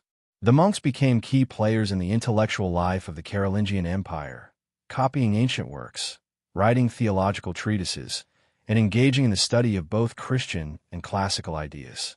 Charlemagne's support for monastic schools ensured that the knowledge of the past would be preserved and passed down to future generations. Charlemagne also took measures to improve the literacy of his administrators. Recognizing the importance of written records for the effective governance of his empire, he promoted the use of writing and the creation of official documents. His reign saw the development of the Carolingian minuscule, a clear and legible script that made writing more accessible and easier to read. This standardized script helped spread literacy across the empire and ensured that Charlemagne's policies and legal reforms were communicated effectively. Charlemagne's commitment to education and literacy was not limited to the clergy and nobility. He sought to ensure that all of his subjects, regardless of their social status, had access to education. While education remained largely in the hands of the church, his efforts to spread literacy were revolutionary for the time. By encouraging the establishment of schools and making learning more accessible, Charlemagne laid the groundwork for a more literate society that would continue to grow and evolve throughout the Middle Ages. Ultimately, Charlemagne's establishment of schools and his promotion of literacy were critical to the success of the Carolingian Renaissance. Through his support for education, Charlemagne helped create a culture of learning that would influence the development of medieval European civilization. The schools he established not only educated future generations of religious leaders, but they also preserved the knowledge of the classical world, ensuring that it would continue to shape European thought and culture for centuries to come. Alongside Charlemagne's significant contributions to education and intellectual growth, his reign also saw a flourishing of Christian art and architecture, which became a hallmark of the Carolingian Renaissance. Charlemagne, understanding the power of visual culture, recognized that art was not just a form of expression. It was a tool to unify his empire, promote Christian doctrine, and assert his authority.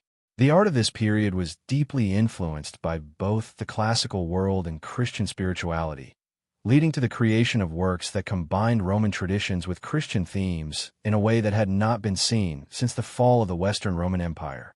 Charlemagne's influence on Christian art was vast and multifaceted.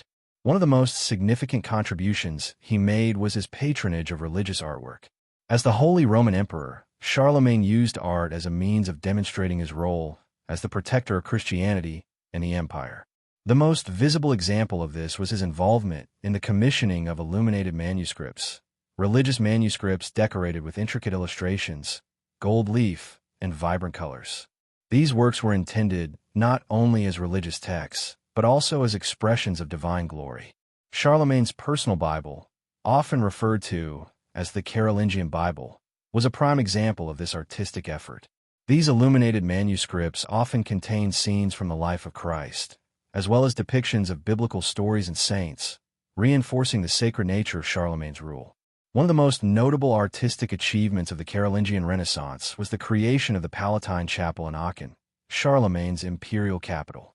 This chapel, which was part of the Palatine Palace, was modeled after Byzantine and Roman architectural styles, combining Christian symbolism with imperial grandeur.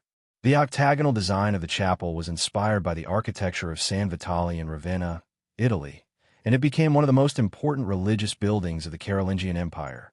The Palatine Chapel served as the place where Charlemagne would be crowned Holy Roman Emperor, symbolizing the fusion of Christian and imperial authority. In addition to religious architecture, Charlemagne's reign witnessed the flourishing of church decoration, especially in the form of mosaics, altars, and ivory carvings. Churches and monasteries across the empire were adorned with elaborate decorations that depicted biblical scenes, saints, and religious symbols. This religious art was intended to inspire devotion and to help teach Christian doctrine to an illiterate population. Through art, Charlemagne aimed to make religious teachings accessible to all, regardless of their ability to read or write. Charlemagne also encouraged the creation of sculpture and metalwork in religious settings. Precious objects such as chalices, altars, and reliquaries were crafted with great care, often incorporating Christian iconography alongside the intricate craftsmanship that characterized Carolingian art.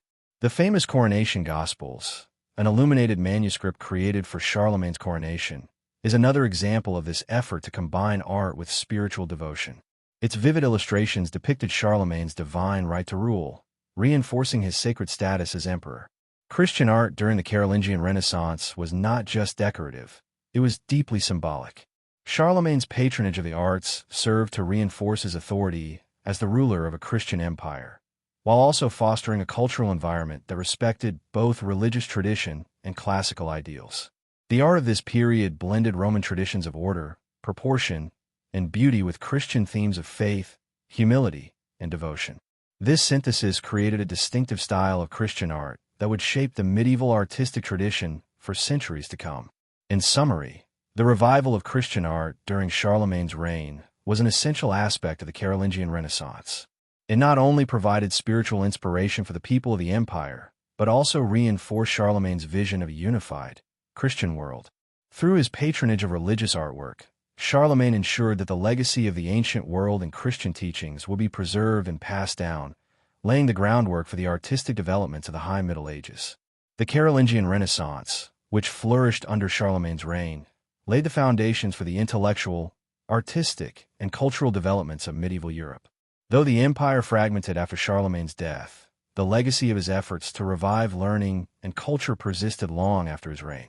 The long-term impact of the Carolingian Renaissance was profound, influencing not only the immediate generations that followed Charlemagne, but also the broader course of European history.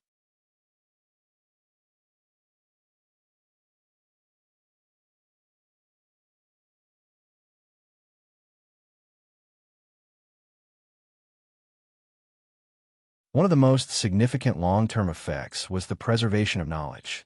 Charlemagne's support for the copying of ancient manuscripts ensured that many classical works, as well as early Christian texts, were not lost to time.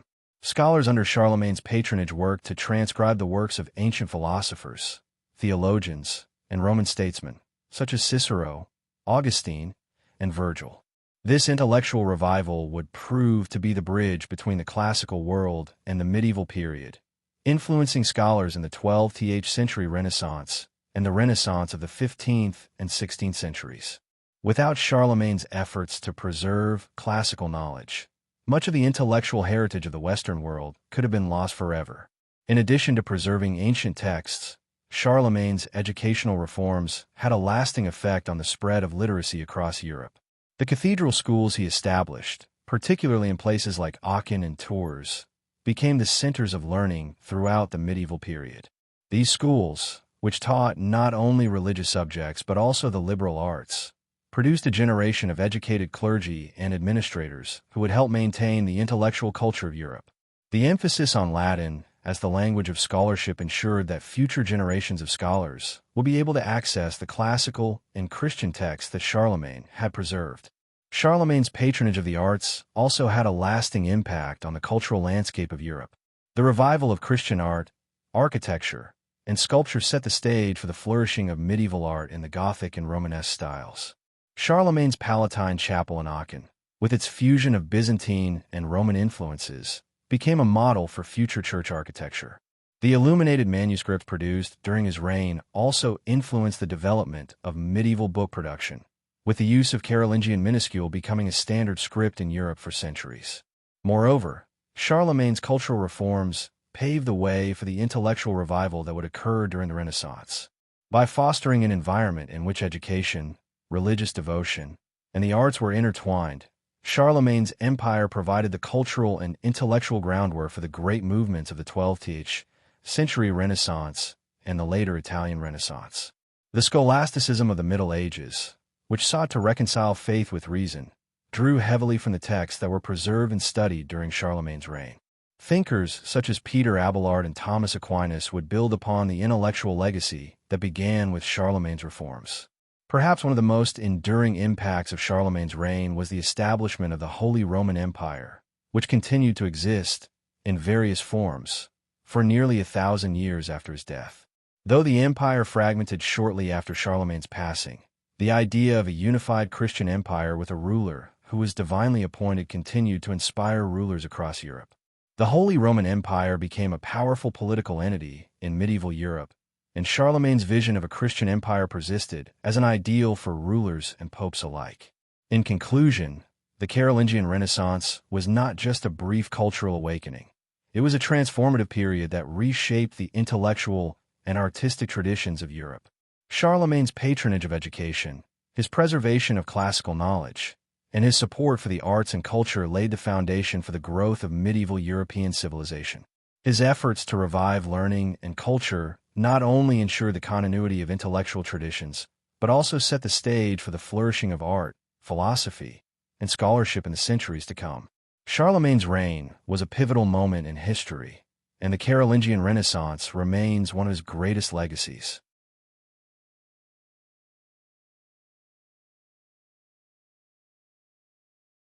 Despite Charlemagne's success on the battlefield and his transformation of Europe into a powerful Christian empire, his reign was far from free of internal struggles. One of the most pressing issues Charlemagne faced throughout his life was the complex and often turbulent dynamics within his own family. While he was a skilled military and political leader, Charlemagne's family life was fraught with tensions, disputes, and deep personal challenges that would have long-lasting implications for the future of his empire. One of the most significant challenges Charlemagne faced was the question of succession. Charlemagne had several children from multiple wives and concubines, and determining which of his sons would inherit his vast empire was a constant source of stress. His original plan was to divide his empire among his sons, following the tradition of Frankish inheritance laws, which dictated that land should be divided equally among male heirs.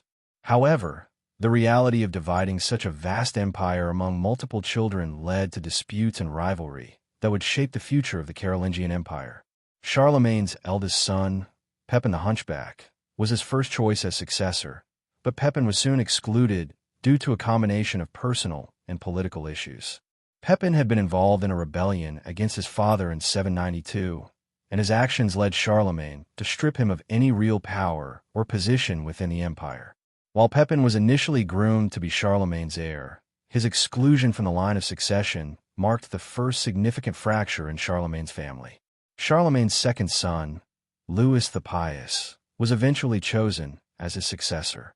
Louis was seen as a more compliant and devout ruler, making him the natural heir in Charlemagne's eyes. However, the decision to appoint Louis as a successor did not go uncontested. Charlemagne's other sons, Charles the Younger and Carloman, had their own ambitions and sought to secure power for themselves, contributing to tensions within the royal family. These succession struggles would leave Charlemagne vulnerable to potential divisions in his empire after his death. The issue of succession was further complicated by Charlemagne's personal relationships with his children. While he clearly cared for his sons, the tensions between them and the political consequences of his decisions led to a family dynamic that was less than harmonious. Charlemagne's desire to establish a unified empire under a single ruler was constantly at odds with the growing factionalism within his own family. These internal divisions were not only a source of personal heartache for Charlemagne, but also posed a serious challenge to the stability of his empire. The death of Charlemagne's sons and the subsequent division of the empire further exacerbated the situation. After Charlemagne's death, his empire was divided among his surviving sons, and the rivalries between them intensified, leading to the eventual fragmentation of the Carolingian Empire. The unresolved issues of succession left Charlemagne's empire weakened, paving the way for the struggles and infighting that would follow his death. Ultimately, Charlemagne's family issues and succession struggles were one of the empire's greatest internal challenges. The unresolved tensions within his family laid the groundwork for the fragmentation of the empire after his death, and the legacy of Charlemagne's division of his empire would continue to haunt his successors for generations. Though Charlemagne had sought to ensure the survival of his empire through his sons, the personal and political rifts within his family made the future of his empire uncertain. As Charlemagne's reign progressed, his physical health began to deteriorate, a development that added another layer of complexity to his already challenging rule. The strain of leadership, combined with the aging process, began to take a toll on the once vigorous emperor. Charlemagne, known for his military prowess and energetic approach to governance, found himself confronted with the reality that his physical health would no longer allow him to carry out his duties with the same vigor he once had. This health decline was not only a personal burden, but also a political challenge, as it affected his ability to maintain control over his empire and manage the various factions vying for power. Charlemagne's health problems began to manifest in his later years, particularly after the 790s. While specific details of his ailments are not fully documented, historical records suggest that he suffered from a variety of physical complaints, including strokes and rheumatism, which affected his mobility and overall vitality. In addition to these physical ailments, Charlemagne also faced the natural consequences of aging. As he grew older, his once imposing presence began to wane, and his ability to make the long journeys that had characterized his earlier reign became increasingly difficult. The strain of leadership during these years was compounded by the fact that Charlemagne continued to oversee vast military campaigns, territorial administration, and religious reforms even as his health declined. The demands of ruling a growing empire, spanning from modern-day France to Germany, the Low Countries, and Italy, required constant attention. Charlemagne's responsibilities were immense, and the physical and mental toll of managing such an empire only increased as he aged. Moreover, Charlemagne's health problems also placed a strain on his family dynamics and the succession process. His declining health made it increasingly urgent to determine who would succeed him and whether his sons could adequately carry on his legacy. The question of succession became more pressing as Charlemagne's ability to control his empire weakened. He had already experienced family strife related to succession, particularly with the exclusion of his son Pepin the Hunchback and his efforts to secure his preferred heir, Louis the Pious. As Charlemagne's health faltered, these concerns grew more acute. The emperor's sons, while educated and capable, were often embroiled in their own ambitions and rivalries, which only made the transition of power more complicated. Despite his health problems, Charlemagne remained deeply involved in the affairs of his empire. His administrative reforms, military campaigns, and religious policies continued to be the focal points of his rule, even as his physical condition made such tasks increasingly challenging. Charlemagne's ability to balance these responsibilities, while grappling with his own declining health, demonstrates the remarkable determination that marked his leadership. However, this period of his reign also foreshadowed the instability that would follow his death. Charlemagne's declining health also mirrored the broader pressures of leadership. The strain of maintaining control over such a vast empire, coupled with family conflicts and the constant threat of rebellion from both within and outside his borders, placed an enormous burden on the emperor. His inability to physically oversee his empire, compounded by the challenges of securing a smooth succession, meant that his final years were marked by uncertainty.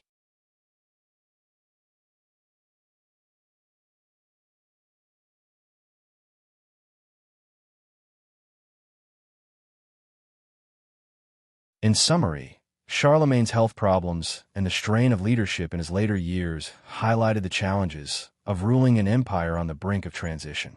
His declining health, coupled with the pressures of maintaining authority and managing family conflicts, created a political environment that would eventually contribute to the fragmentation of his empire after his death. Charlemagne's perseverance in the face of these challenges demonstrates his commitment to his empire, but it also underscores the natural limits that even the most powerful rulers face as they age. Despite Charlemagne's success in expanding and consolidating his empire, the later years of his reign were marked by increasing internal divisions. As vast as Charlemagne's empire was, uniting such a large, diverse collection of territories under one ruler was never going to be an easy task. While Charlemagne's reign provided stability and strength, internal divisions began to surface as rival factions within his empire sought power, often undermining the unity he worked so hard to achieve. One of the primary sources of these internal divisions was the local nobility. Charlemagne had established a system of decentralized rule, relying on local lords, or counts, to govern various regions of the empire on his behalf.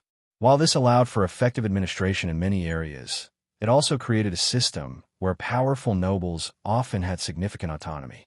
These nobles, while loyal to Charlemagne, were also concerned with their own local power, and this sometimes led to conflicts between them and Charlemagne's central authority. As Charlemagne aged and his health declined, the local lords began to push for more control over their territories, threatening the cohesion of the empire. In addition to the noble factions, there were also divisions within Charlemagne's own family that contributed to the weakening of his empire. The struggles over succession were not just political, they were deeply personal. Charlemagne had multiple wives and concubines, and his children from different unions often had conflicting interests. The tension between his sons, particularly after the death of his eldest son, Pepin the Hunchback, who was excluded from succession, further complicated the issue of who would inherit the empire. Charlemagne's decision to divide the empire among his sons caused rifts, as each of them sought to increase their influence, often at the expense of one another. Furthermore, the church and religious authorities played an increasingly significant role in the governance of Charlemagne's empire. While Charlemagne had been a strong supporter of the papacy, this relationship was not without complications. Charlemagne's increasing devotion to religious reform often came into conflict with the power of local clergy, who sometimes resisted Charlemagne's attempts to impose his religious vision. The clergy had their own interests and were often aligned with particular noble factions, further creating divisions within the empire's leadership. These internal divisions became more pronounced after Charlemagne's death, as his empire, which had been united under his rule, began to fragment. His grand vision of a unified Christian empire began to crumble as his heirs, Louis the Pious, and his brothers, struggled to maintain control. The Treaty of Verdun in 843, which divided the empire among Charlemagne's grandsons, was a direct result of the unresolved internal conflicts and divisions within the royal family. The treaty created a fragmented empire, each part ruled by different heirs, which laid the foundation for centuries of disunity and conflict. Charlemagne's efforts to unify his empire under a single ruler were ultimately undermined by the very decentralized system he had created. While this system had allowed for flexibility and effective governance during his reign, it also encouraged the rise of powerful local rulers who sought greater independence. The lack of a clear, unified succession plan contributed to the instability that followed Charlemagne's death, and the tensions between the nobility, the church, and the royal family led to a fragmented empire that would never fully recover the unity it had under Charlemagne's leadership. In conclusion, the internal divisions that emerged during Charlemagne's reign were not merely the result of external threats or military challenges, but were a direct consequence of the complex political structure Charlemagne had built. The reliance on local nobility, coupled with family rivalries and the increasing influence of the church, created an environment where the unity of the empire began to erode. While Charlemagne's reign was an era of remarkable achievement, the seeds of internal division were sown during his lifetime, and the empire would struggle to maintain the cohesion Charlemagne had worked so hard to establish. As Charlemagne's empire expanded, it became increasingly important for him to manage relations with neighboring kingdoms. While his military might was unmatched, Charlemagne also recognized the significance of diplomacy in maintaining the stability and security of his vast empire. His diplomatic efforts were crucial in navigating the complex web of alliances, rivalries, and cultural differences that characterized the medieval world. By carefully balancing military strength with diplomatic finesse, Charlemagne was able to secure his empire's borders, expand its influence, and foster strategic relationships that would endure long after his death. One of Charlemagne's most significant diplomatic achievements was his relationship with the Pope. The papacy had long been a powerful political force in Europe, and Charlemagne's alliance with the Pope helped him consolidate his power. As the protector of the Christian faith, Charlemagne was able to gain the support of the Church, which was crucial for maintaining authority within his empire and ensuring the legitimacy of his rule. This relationship culminated in Charlemagne's coronation as Holy Roman Emperor in 800, a moment that solidified his power both politically and religiously. Through his close ties to the papacy, Charlemagne was able to strengthen his position against rivals and maintain the support of the Church throughout his reign. Charlemagne also worked to secure peaceful relations with other Christian kingdoms in Europe. His alliance with the Kingdom of the Franks and his marriage to Hildegard of Swabia helped consolidate his influence in the region. Additionally, Charlemagne established diplomatic relations with the Byzantine Empire, which, though somewhat distant, was a key player in the medieval political landscape. Charlemagne's diplomatic efforts were aimed at avoiding unnecessary conflicts with powerful neighbors, while also ensuring the security of his own borders.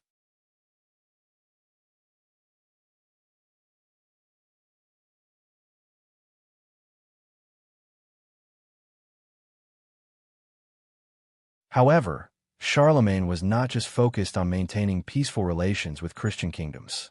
He also had to contend with Muslim Spain, which was a powerful force in the Iberian Peninsula.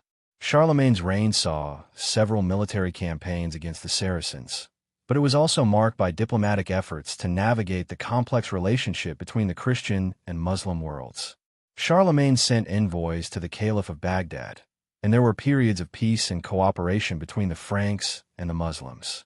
Charlemagne's diplomatic initiatives with the Abbasid Caliphate demonstrated his ability to maintain peaceful relations with non-Christian powers, an achievement that was rare in an era marked by religious conflict. In the north, Charlemagne's diplomatic efforts focused on securing his borders against the Vikings and other Scandinavian tribes. While military campaigns against the Vikings were inevitable, Charlemagne used diplomacy to establish alliances with some Viking leaders, offering them land and concessions in exchange for their loyalty.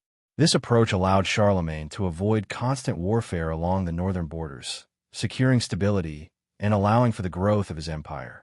Charlemagne also faced challenges from the Avars, a powerful nomadic group in Central Europe. Through a combination of military campaigns and diplomacy, Charlemagne managed to defeat the Avars and bring their territories into the fold of the Carolingian Empire. His dealings with the Avars were both diplomatic and strategic, as he understood that controlling their territory was essential for securing his empire's eastern borders. Throughout his reign, Charlemagne's diplomacy was characterized by a pragmatic blend of negotiation, alliance building, and military action. He understood that to maintain the security of his empire and ensure its prosperity, he had to engage with a wide range of neighboring powers, Christian, Muslim, and pagan alike. His ability to balance diplomacy with military strength helped create a stable political environment in the heart of Europe, and his legacy in this regard would influence rulers for generations. In conclusion, Charlemagne's diplomatic efforts were integral to the success of his empire. His relationships with the Pope, neighboring kingdoms, and non-Christian powers helped secure the stability of his reign and allowed him to focus on his vision of a united Christian empire. Charlemagne's diplomatic skills were as crucial as his military prowess, and they ensured that his empire would remain a dominant force in medieval Europe. A key aspect of Charlemagne's ability to rule and maintain control over his vast empire was his relationship with the nobility. While Charlemagne was a strong and central figure, he understood the importance of the nobles in managing the day-to-day affairs of the empire. These local counts, dukes, and other aristocrats were entrusted with governing the various regions of Charlemagne's empire, and their loyalty was critical to his success. However, the relationship between Charlemagne and the nobility was complex, and it played a significant role in both the internal stability and eventual fragmentation of his empire. Charlemagne's approach to the nobility was one of both reward and control. To secure their loyalty, he granted land and titles to the nobles who helped him maintain power and stability within their regions. In exchange for this land, the nobility was expected to provide Charlemagne with military support, often in the form of soldiers who would accompany him on his campaigns. This system of granting land in exchange for military service, known as the feudal system, was the backbone of Charlemagne's governance. Through these land grants, Charlemagne not only rewarded the nobility for their loyalty, but also ensured that they had a vested interest in the stability of his reign. However, while Charlemagne's relationship with the nobility was based on mutual benefit, it was also marked by a balance of power. Charlemagne had to maintain authority over the nobles, who were powerful and influential in their local regions. Over time, the nobility began to accumulate more power and autonomy, particularly in the regions farthest from the royal court. Charlemagne worked to prevent any one noble or family from gaining too much control, as this could destabilize the empire.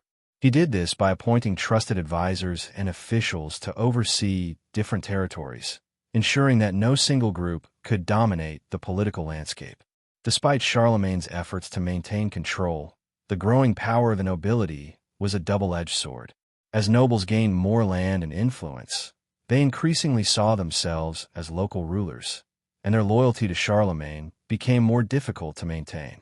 This decentralization of power was particularly evident in Charlemagne's later years, as his health declined, and his ability to oversee the empire diminished. As the nobility grew stronger, they often operated with increasing independence, sometimes defying royal authority in favor of their own interests. The division of the empire among Charlemagne's sons, after his death, further demonstrated the growing power of the nobility. With Charlemagne's passing, the lands he had carefully governed began to fracture, as his sons inherited different regions and struggled to maintain control over their territories. The nobility, in some cases, shifted their loyalty to the heirs who offered the best advantages, and the idea of a unified empire, which Charlemagne had worked so hard to establish, began to crumble. This internal division was exacerbated by the nobles' growing independence, leading to the eventual fragmentation of the Carolingian Empire. Despite these challenges, Charlemagne's relationship with the nobility also had positive effects on the empire. The nobility was instrumental in Charlemagne's military campaigns, which expanded the empire and secured its borders. Nobles helped Charlemagne maintain his rule through their local knowledge and their ability to mobilize troops from their territories. The nobility also played a significant role in the spread of Christianity, as many nobles were instrumental in the conversion of pagan tribes during Charlemagne's wars.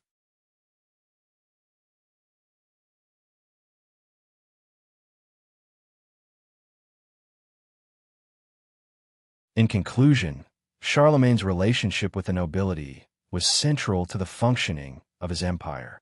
The balance he struck between rewarding the nobility for their loyalty and maintaining control over their growing power was a defining feature of his reign. However, as his health deteriorated and his empire became more decentralized, the nobility's increasing autonomy contributed to the fragmentation of Charlemagne's realm. While the nobility was essential to Charlemagne's success, their influence also set the stage for the challenges his successors would face in maintaining the empire's unity. As Charlemagne's reign drew to a close, one of his greatest concerns was ensuring the stability and continuity of his empire after his death. Having spent much of his life expanding and solidifying the Carolingian Empire, Charlemagne now faced the delicate challenge of securing a smooth transition of power. His efforts to do so were marked by attempts to establish a clear succession plan, yet despite his best efforts, the empire would eventually face fragmentation. Charlemagne's efforts to secure his legacy were crucial, as they laid the groundwork for the empire's fate after his passing. Charlemagne's chosen successor was his son, Louis the Pious, whom he had groomed for the throne throughout his reign. Charlemagne took steps to prepare Louis for leadership, offering him administrative responsibilities and involving him in key decisions. Charlemagne's will, drafted shortly before his death, emphasized the importance of a unified empire, and he specifically requested that Louis maintain the same religious and political goals that had shaped Charlemagne's rule. It was Charlemagne's desire to ensure that his empire would remain under the control of a single ruler who could carry on the work of unified Christian Europe. However, Charlemagne's vision of unity would soon be tested. Despite Charlemagne's careful planning, the issue of succession soon became complicated. Charlemagne had multiple sons, and the division of his empire among his heirs after his death sparked intense rivalries. Charlemagne's sons, especially Louis the Pious, Charles the Bald, and Lothar, each sought to claim the most valuable parts of the empire. The central authority that Charlemagne had worked so hard to establish quickly began to erode, as each of his sons sought to assert control over different regions. In 843, a pivotal moment came when the empire was divided among Charlemagne's grandsons through the Treaty of Verdun, which split the territory into 3 separate kingdoms. Louis the Pious' sons, Charles the Bald, Louis the German, and Lothar, each received control over different portions of the empire, and the division was marked by tensions and infighting. Charlemagne's empire, once united and strong under his rule, was now fragmented into several rival kingdoms, each led by a different ruler with competing ambitions. Charlemagne's failure to secure a clear and peaceful succession plan, despite his best intentions, led to the long-term disintegration of the empire. The Treaty of Verdun formalized the division of the empire, and the Carolingian Empire, while still powerful, became weaker and less cohesive.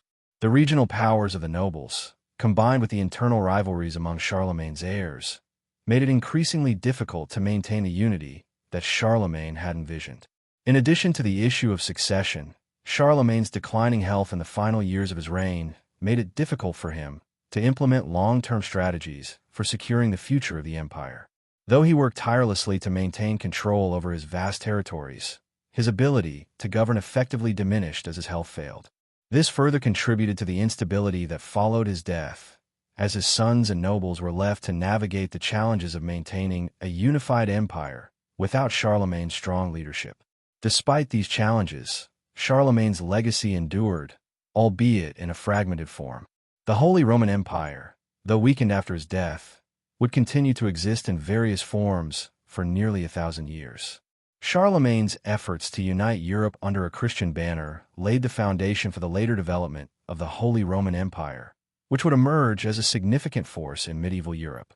In conclusion, while Charlemagne's efforts to secure his empire after his death were ultimately unsuccessful in preventing its fragmentation, his legacy remained powerful. His vision of a Christian, unified Europe influenced the future of European politics for centuries. Charlemagne's attempts to ensure his empire's continuity, through the careful planning of succession and governance, reflect his deep commitment to his vision, but the eventual division of his empire highlights the challenges that come with managing an empire of such size and complexity.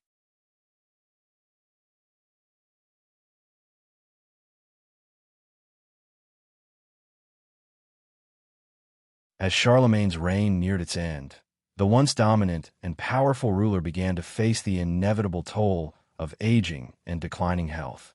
Despite his immense accomplishments, Charlemagne's final years were marked by physical and personal challenges that tested both his strength and his ability to maintain control over the vast empire he had worked so tirelessly to build. By the 810s, Charlemagne was in his late 60s, and his health began to deteriorate. He suffered from strokes, likely the result of his advancing age, which affected his physical mobility and strength. While Charlemagne had once been an energetic and imposing figure, capable of leading military campaigns and managing the complexities of his empire, the toll of years of hard rule began to show. His health problems severely limited his ability to govern the empire with the same vigor he had once demonstrated.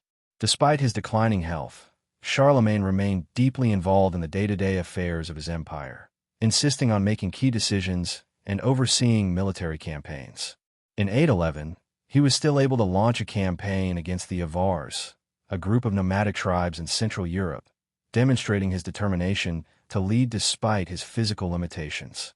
However, these campaigns were becoming increasingly difficult for him to manage, as his illness and age prevented him from personally overseeing all of the military action and governance he had once managed so effectively. As Charlemagne's health worsened, the pressures of leadership took a toll on his ability to maintain control over the various factions and territories within his empire.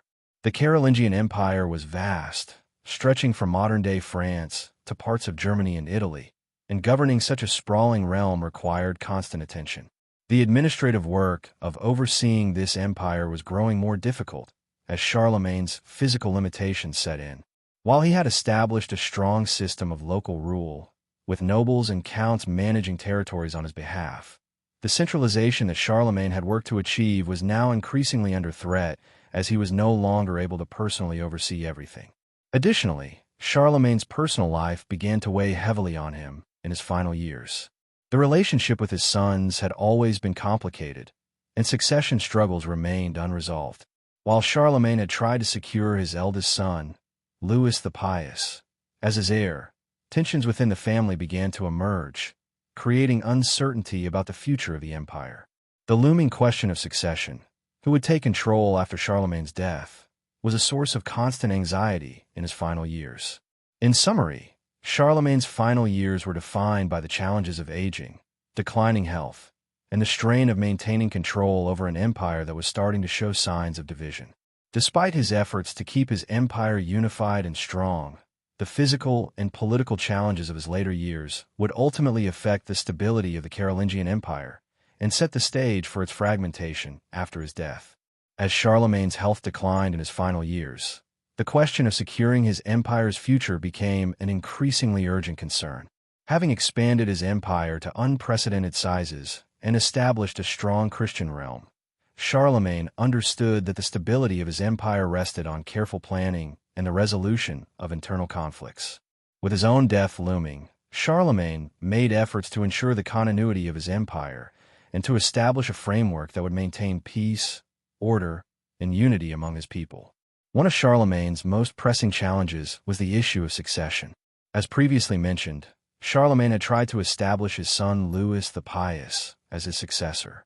Louis was seen as a capable, pious ruler and had been groomed for the throne from an early age. In 806, Charlemagne issued a decree of succession, dividing the empire among his 3 surviving sons. Louis was given the largest share, ruling over the central part of the empire, while his brothers, Charles the Younger and Pepin, were assigned portions of the territory. This decision was meant to ensure that each son had a role to play in the future of the empire and that there would be a clear line of succession. However, Charlemagne's plan to divide the empire among his sons was far from flawless. His decision to distribute the empire among multiple heirs would later lead to power struggles between his sons and other family members. Charlemagne's intention was to preserve unity within the empire, but dividing such a vast and complex realm presented risks.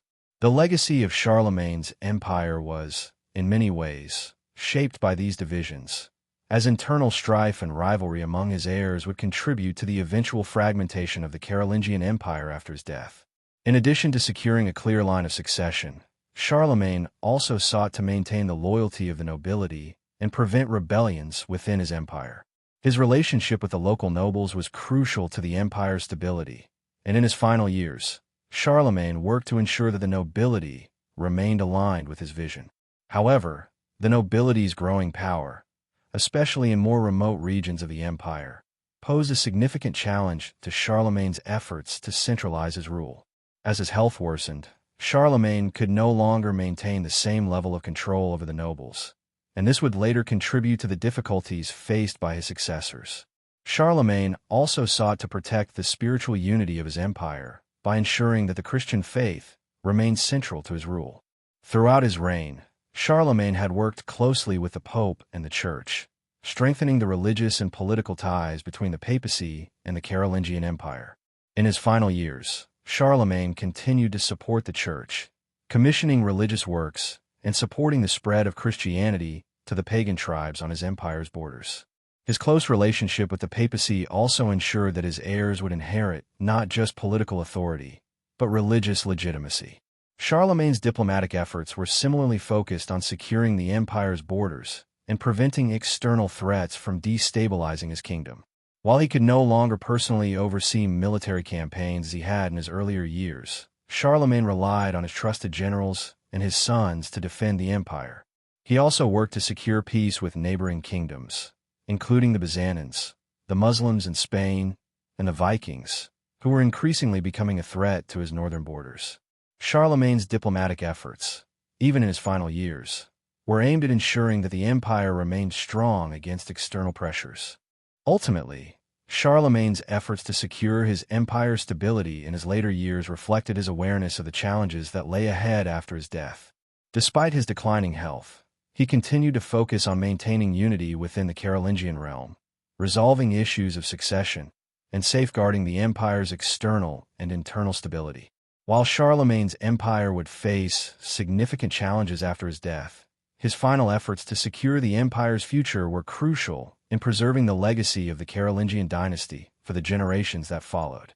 As Charlemagne's reign drew to a close, one of the most critical issues for the future of the Carolingian Empire was the question of his heirs.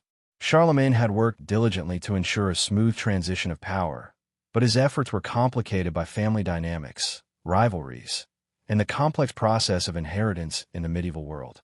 Charlemagne's decision to divide his empire among his sons, as was the custom in the Frankish tradition, set the stage for a series of struggles that would destabilize the empire after his death.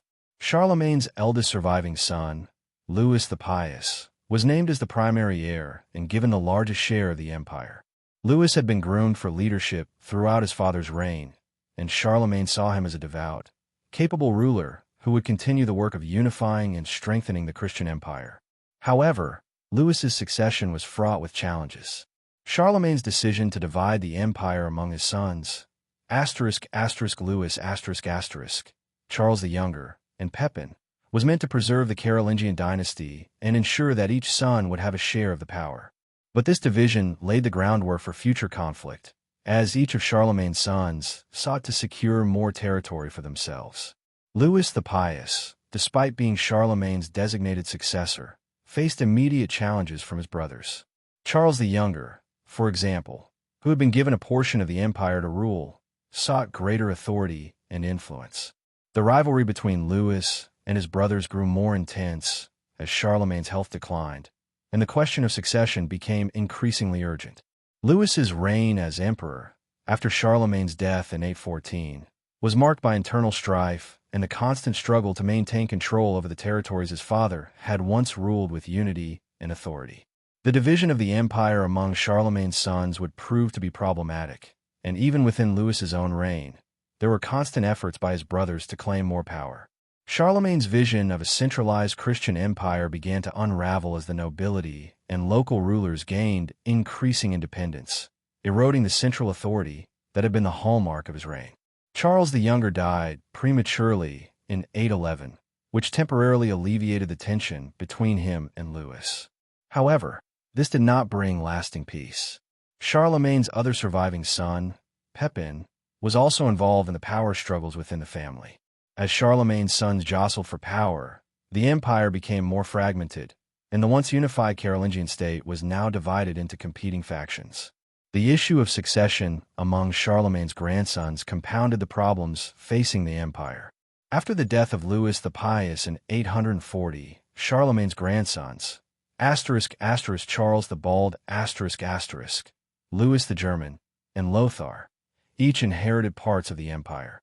The Treaty of Verdun in 843 formalized this division, creating three separate kingdoms: West Francia, ruled by Charles the Bald; East Francia, ruled by Louis the German; and a central kingdom that included parts of Italy and was ruled by Lothar. While this division was intended to maintain the Carolingian legacy, it only contributed to the fragmentation of the empire. The Carolingian Empire was no longer the unified, powerful force that Charlemagne had envisioned, and his grandson's rivalries eventually led to its disintegration.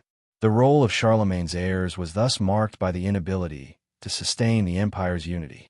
Charlemagne had hoped that his sons and grandsons would carry on his vision, but the fragmentation of the empire after his death highlighted the challenges of maintaining a vast realm in the absence of a strong, centralized ruler. The division of Charlemagne's empire among his heirs is often seen as one of the main factors that led to the decline of the Carolingian dynasty and the eventual fall of the empire. In summary, Charlemagne's heirs were faced with immense challenges in securing and maintaining the empire's unity after his death. The division of the empire among Charlemagne's sons and later his grandsons created rivalries, power struggles, and a weakening of central authority. While Charlemagne's reign had brought stability and strength to Europe, his heirs struggled to hold the empire together, and the legacy of Charlemagne's once unified empire began to fragment in the years following his death.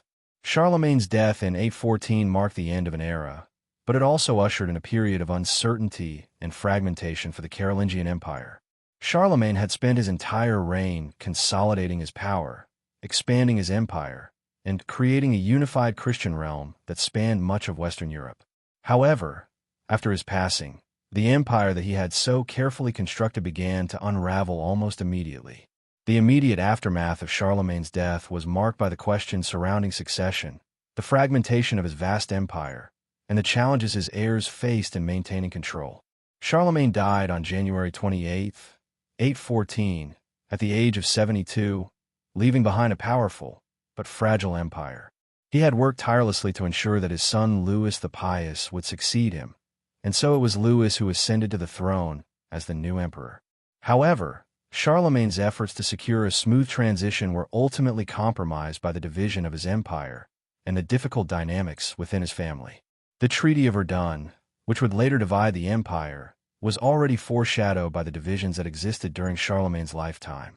Though he had hoped for a unified Christian empire, the reality was that his kingdom was too vast and complex to be easily inherited by a single ruler. Immediately after Charlemagne's death, the central authority of the empire began to weaken. Louis the Pious, though devout and capable, was not as strong a ruler as his father. His reign was marked by internal conflict, as his brothers, Charles the Bald and Louis the German, along with other factions within the empire, began to challenge his authority. Even before Charlemagne's death, his sons had been jockeying for power, and the distribution of territories among them created tensions that would only intensify after his passing. In the short term, Louis the Pious tried to maintain the empire's unity by reaffirming Charlemagne's vision of a centralized Christian kingdom. However, his efforts were undermined by constant power struggles. Louis faced rebellions from his own sons and tensions with the nobility, who were increasingly becoming more independent and less loyal to the central authority. The internal conflicts within the royal family and the growing autonomy of the nobles would contribute to the fragmentation of the Carolingian Empire in the years to come.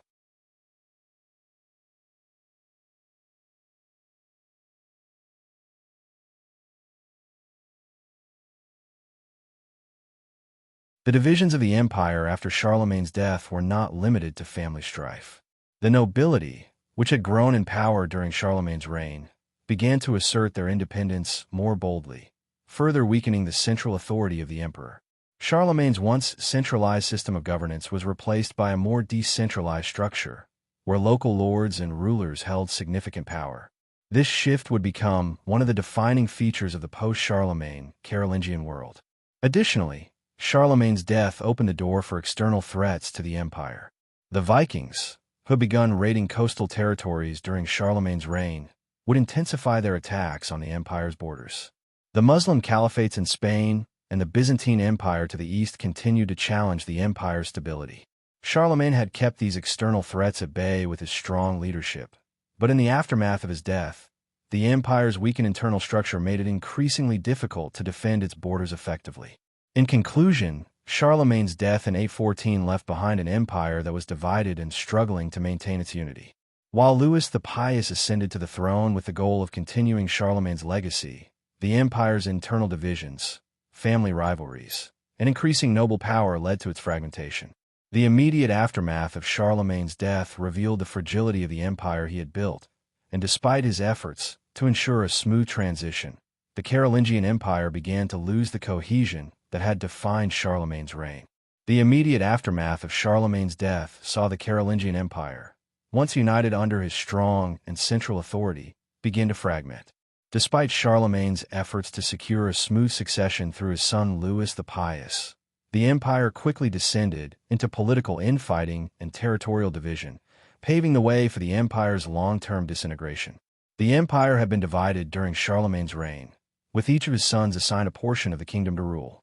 However, after Charlemagne's death, the empire's unity began to weaken, and Louis the Pious found himself struggling to maintain control. He inherited the largest portion of the empire, but this did not prevent his brothers, Charles the Bald and Louis the German, from seeking greater influence and territory. The Treaty of Verdun, signed in 843, was the formal agreement that divided Charlemagne's empire into three parts: West Francia, ruled by Charles the Bald; East Francia, ruled by Louis the German; and the Central Kingdom, ruled by Lothar, which included parts of modern-day Italy, Burgundy, and the Low Countries. This division not only marked the physical fragmentation of the empire, but also solidified the growing political fragmentation that had already taken root. While Charlemagne had managed to maintain authority over his empire through a combination of military strength and religious legitimacy, his successors were less capable of holding the empire together. The local nobility, which had grown more powerful and autonomous during Charlemagne's reign, further increased its influence after his death. The central authority of the emperor was significantly weakened, and local lords began to assert their control over their territories, often disregarding the emperor's rule. This decentralization of power within the empire laid the foundation for the feudal system that would dominate medieval Europe in the centuries to come. Moreover, the division of the empire into three parts led to increased rivalries between Charlemagne's grandsons. Charles the Bald, Louis the German, and Lothar each sought to expand their territories and increase their power, often at the expense of one another. These rivalries were not only political but also cultural, as the three kingdoms developed their own identities and languages. West Francia, under Charles the Bald, became the precursor to the Kingdom of France, while East Francia, ruled by Louis the German, would eventually evolve into the Holy Roman Empire. Lothar's kingdom, which encompassed parts of Italy, would become a battleground for competing claims of power and influence. The fragmentation of Charlemagne's empire also created an opportunity for external forces to challenge the weakened Carolingian rulers. Viking raids along the northern coastlines, Muslim invasions in Spain, and Hungarian attacks in the east put pressure on the already fractured empire.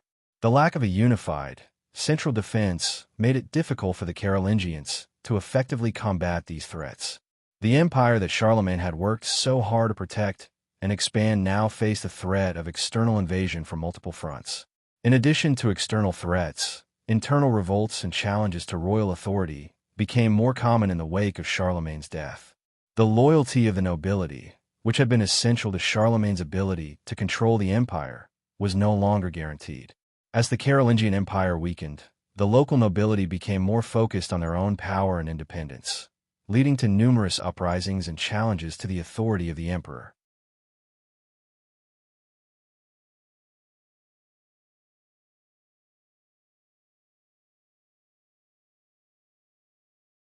In conclusion, the fragmentation of the Carolingian Empire after Charlemagne's death was a direct consequence of the political and familial divisions that emerged following his passing. Despite Charlemagne's efforts to ensure a smooth transition of power, his empire fractured into competing territories, weakened by internal rivalries, decentralization of power, and external threats. The Treaty of Verdun formalized this division, setting the stage for centuries of political fragmentation in Western Europe. Charlemagne's once mighty empire, despite its brief period of unity and strength, began to crumble in the decades following his death, leaving behind a legacy of a divided Europe that would persist until the rise of later European kingdoms. While the Carolingian Empire fragmented after Charlemagne's death, the emperor's legacy endured in profound ways, shaping the future of Europe and the Christian world. Charlemagne's reign, despite its political challenges in the years following his death, left an indelible mark on both the development of medieval Europe and the spread of Christianity. One of Charlemagne's most enduring legacies was his vision of a united Christian Europe. His efforts to bring together diverse peoples under the banner of Christianity were unparalleled in the medieval world. Charlemagne understood that the church was not only a spiritual institution, but also a political one that could help unify his empire. By forging a close relationship with the Pope, Charlemagne ensured that Christianity would remain the central force in the governance and identity of his empire. His coronation as Holy Roman Emperor by Pope Leo III symbolized this unity of Christian authority and imperial power. This church-state relationship would become a central feature of European politics for centuries, with emperors and kings increasingly seeking papal approval to legitimize their rule. Charlemagne's commitment to Christianizing Europe also had long-lasting effects on the continent's religious landscape. Through his military campaigns, particularly the Saxon Wars, Charlemagne forcibly converted pagan tribes to Christianity, establishing Christianity as the dominant faith in much of Western Europe. His religious reforms, including the standardization of Christian liturgy and the promotion of church schools, helped to solidify the Church's authority across his empire. This religious unity would continue to shape European society, influencing everything from politics to culture, and ensuring that Christianity remained at the core of European identity. Moreover, Charlemagne's support for education, learning, and the preservation of knowledge had a profound impact on the intellectual development of Europe.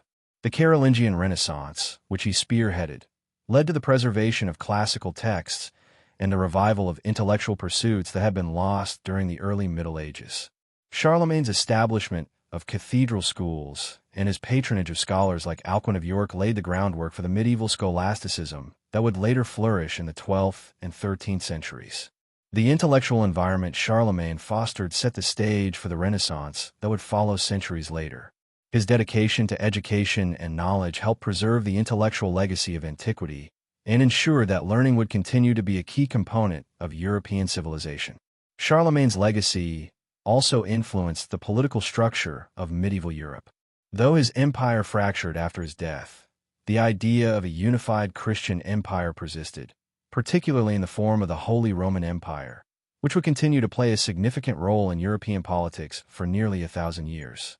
Charlemagne's vision of a Christian ruler governing over a unified empire inspired later monarchs who sought to emulate his style of leadership, combining both religious and secular authority. Finally, Charlemagne's empire set a precedent for the relationship between the church and secular rulers.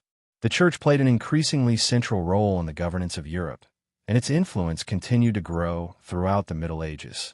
Charlemagne's reign also set the stage for the feudal system, which would dominate European society for centuries. The decentralization of power that began after Charlemagne's death created a structure where local lords held significant control, and the church played a major role in the feudal hierarchy. In conclusion, Charlemagne's lasting legacy on Europe and Christianity is undeniable. His reign, despite its eventual fragmentation, shaped the religious, political, and intellectual landscape of medieval Europe. His efforts to unite Christian Europe, promote learning, and strengthen the power of the Church left a profound impact on the course of European history. Charlemagne is remembered not only as a powerful ruler, but also as a key figure in the Christianization of Europe and the revival of classical knowledge, laying the foundation for centuries of European cultural and intellectual development. His influence would resonate through the centuries, shaping the course of European history and leaving a legacy that would endure long after the fall of the Carolingian Empire.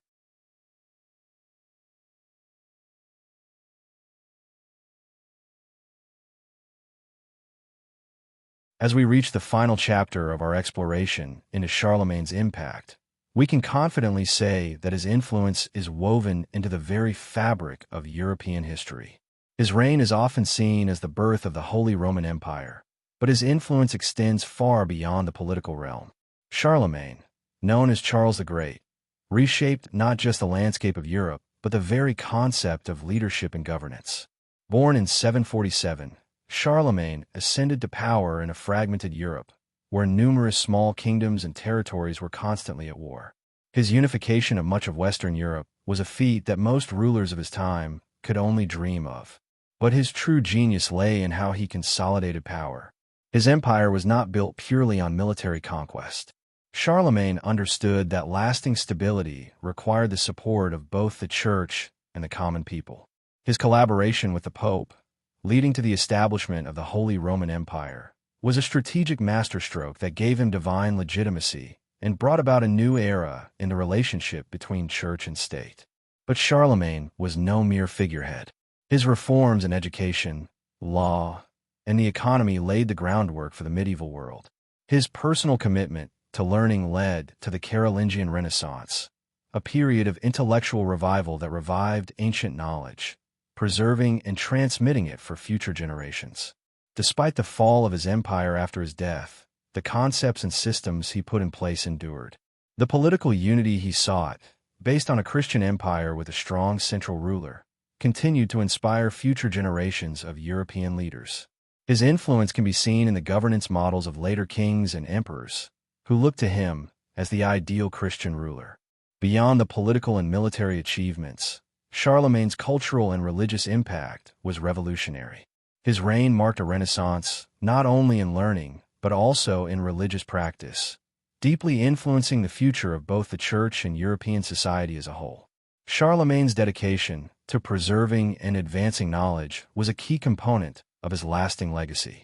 In an era where much of Europe was still grappling with the aftermath of the fall of Rome, Charlemagne took significant steps to revive the intellectual tradition of the ancient world. His establishment of the Palace School at Aachen, under the guidance of scholars like Alcuin of York, led to the Carolingian Renaissance, a revival of Latin literacy, philosophy, and classical learning. This Renaissance ensured that critical works of antiquity were preserved, setting the stage for the later cultural developments in Europe. However, Charlemagne's cultural renaissance was not confined to intellectual pursuits. His reign also heralded a new era of religious uniformity. Charlemagne understood the centrality of the Church in his empire and saw it as a key to legitimizing his rule. His support for Christianity went beyond building churches. He enforced the spread of Christianity among the pagan peoples of Europe, particularly the Saxons. His conversion of the Saxons through force, though controversial, extended Christian influence across vast swaths of northern Europe. This fusion of religious and political power under Charlemagne set the stage for the medieval understanding of kingship. Kings would come to be seen as not only political rulers, but also spiritual leaders, responsible for the protection and propagation of the faith. Charlemagne's relationship with the Church, particularly his anointment by Pope Leo III as emperor, solidified the idea that the emperor had a divine mandate to rule. This dynamic would continue to shape the political landscape of Europe for centuries to come. Charlemagne's lasting impact on European governance cannot be overstated.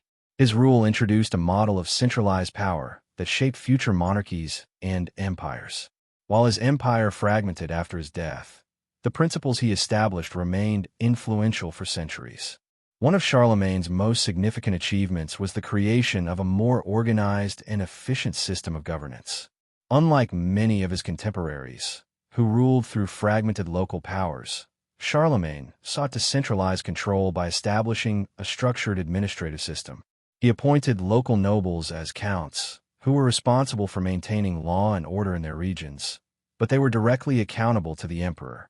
This system of local governance allowed Charlemagne to maintain a grip on vast territories, ensuring loyalty and consistency across his empire. In addition to administrative reforms, Charlemagne recognized the importance of justice in his realm. He established the Capitulary, a series of legislative decrees aimed at regulating everything from land ownership to military service.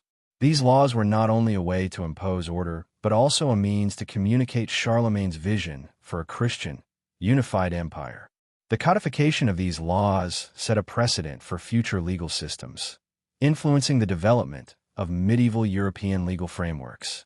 Charlemagne's system also included the idea of a commonwealth, in which subjects were both protected and governed according to shared laws. This notion of a political community, where loyalty to the ruler and adherence to the law were paramount, would become a foundational principle in later European states. His empire may have faltered after his death, but the concept of centralized governance that he championed would endure, influencing future rulers who sought to replicate his successes. Charlemagne's reign is also marked by a profound impact on education and intellectual life, areas that were historically neglected in post-Roman Europe. His commitment to reviving learning led to the Carolingian Renaissance, a period of intellectual growth that would have far-reaching consequences for future generations. At the heart of Charlemagne's efforts was his belief in the importance of knowledge, not only for the clergy but for society as a whole. His establishment of the Palace School in Aachen brought together scholars from across Europe to teach a curriculum that included grammar, rhetoric, logic, and theology. One of his most famous advisors, Alcuin of York, played a crucial role in this intellectual revival, overseeing the production of manuscripts, teaching the liberal arts, and encouraging the preservation of ancient texts. Charlemagne's reforms in education weren't just about maintaining the status quo. They were about the revitalization of a society that had long been in intellectual decline. His reign laid the groundwork for the rise of medieval scholasticism, which would dominate European universities for centuries. The educational infrastructure he put in place would later help produce some of Europe's greatest minds and most influential theological works. Moreover, Charlemagne's efforts to standardize writing, particularly through the promotion of Carolingian minuscule, a clear and legible script, ensured that knowledge could be more easily disseminated across the empire. This reform had a lasting effect, as the script became the standard in medieval Europe, facilitating the spread of ideas and the continued development of European intellectual life. In this way, Charlemagne not only revived ancient knowledge, but also made it accessible to future generations, ensuring that intellectual progress would continue long after his reign. Charlemagne's legacy extends beyond politics, law, education, and religion. His influence played a crucial role in shaping the identity of Europe itself. His vision of a unified Christian empire laid the foundation for the European identity that would evolve over the centuries, influencing not only medieval Europe, but also modern conceptions of European unity. By consolidating large parts of Western Europe under a single ruler, Charlemagne's empire created the notion of a European civilization, which was distinct from the empires of the East. His rule, with its emphasis on Christianity as the unifying force, helped forge a shared sense of cultural and religious identity that transcended individual kingdoms. This vision of Christendom, with its blend of religious devotion, legal order, and cultural unity, was embraced by future European monarchs, who looked to Charlemagne as a model of Christian kingship. Moreover, Charlemagne's reign helped to solidify the idea of Europe as a region with a common heritage, one rooted in both the Roman legacy and the Christian faith. His efforts to preserve and transmit ancient Roman texts and his close relationship with the Church ensured that the classical traditions would not be lost. As a result, Charlemagne's reign became a symbol of both continuity and renewal in European culture. Though his empire did not survive intact after his death, Charlemagne's influence on the cultural and political landscape of Europe endured. His legacy provided the foundation for the Holy Roman Empire, which, despite its challenges, continued to be a central political entity in Europe for centuries. Additionally, his example of a united Christian Europe influenced later movements, including the quest for European unity in the modern era. Charlemagne's influence continues to be felt in the modern world, even though his empire fragmented long ago. His achievements, from a unification of Europe to the promotion of learning and governance, set a precedent for future leaders and institutions. His legacy endures not only in the historical record, but also in the way we perceive leadership, cultural identity, and European unity today. In the modern context, Charlemagne's reign is often seen as a symbol of a united Europe. His vision of a Christian empire, where the church and state worked in tandem, has been referenced by many political leaders throughout European history, especially in the context of the European Union. The idea of a united Europe, with shared cultural and political values, can be traced back to Charlemagne's dream of bringing peace and stability to a fractured continent. Though his methods were often harsh, his vision of unity persists in the European project of today, where nations with diverse histories and cultures cooperate for the common good. Additionally, Charlemagne's dedication to education and intellectual progress remains highly relevant.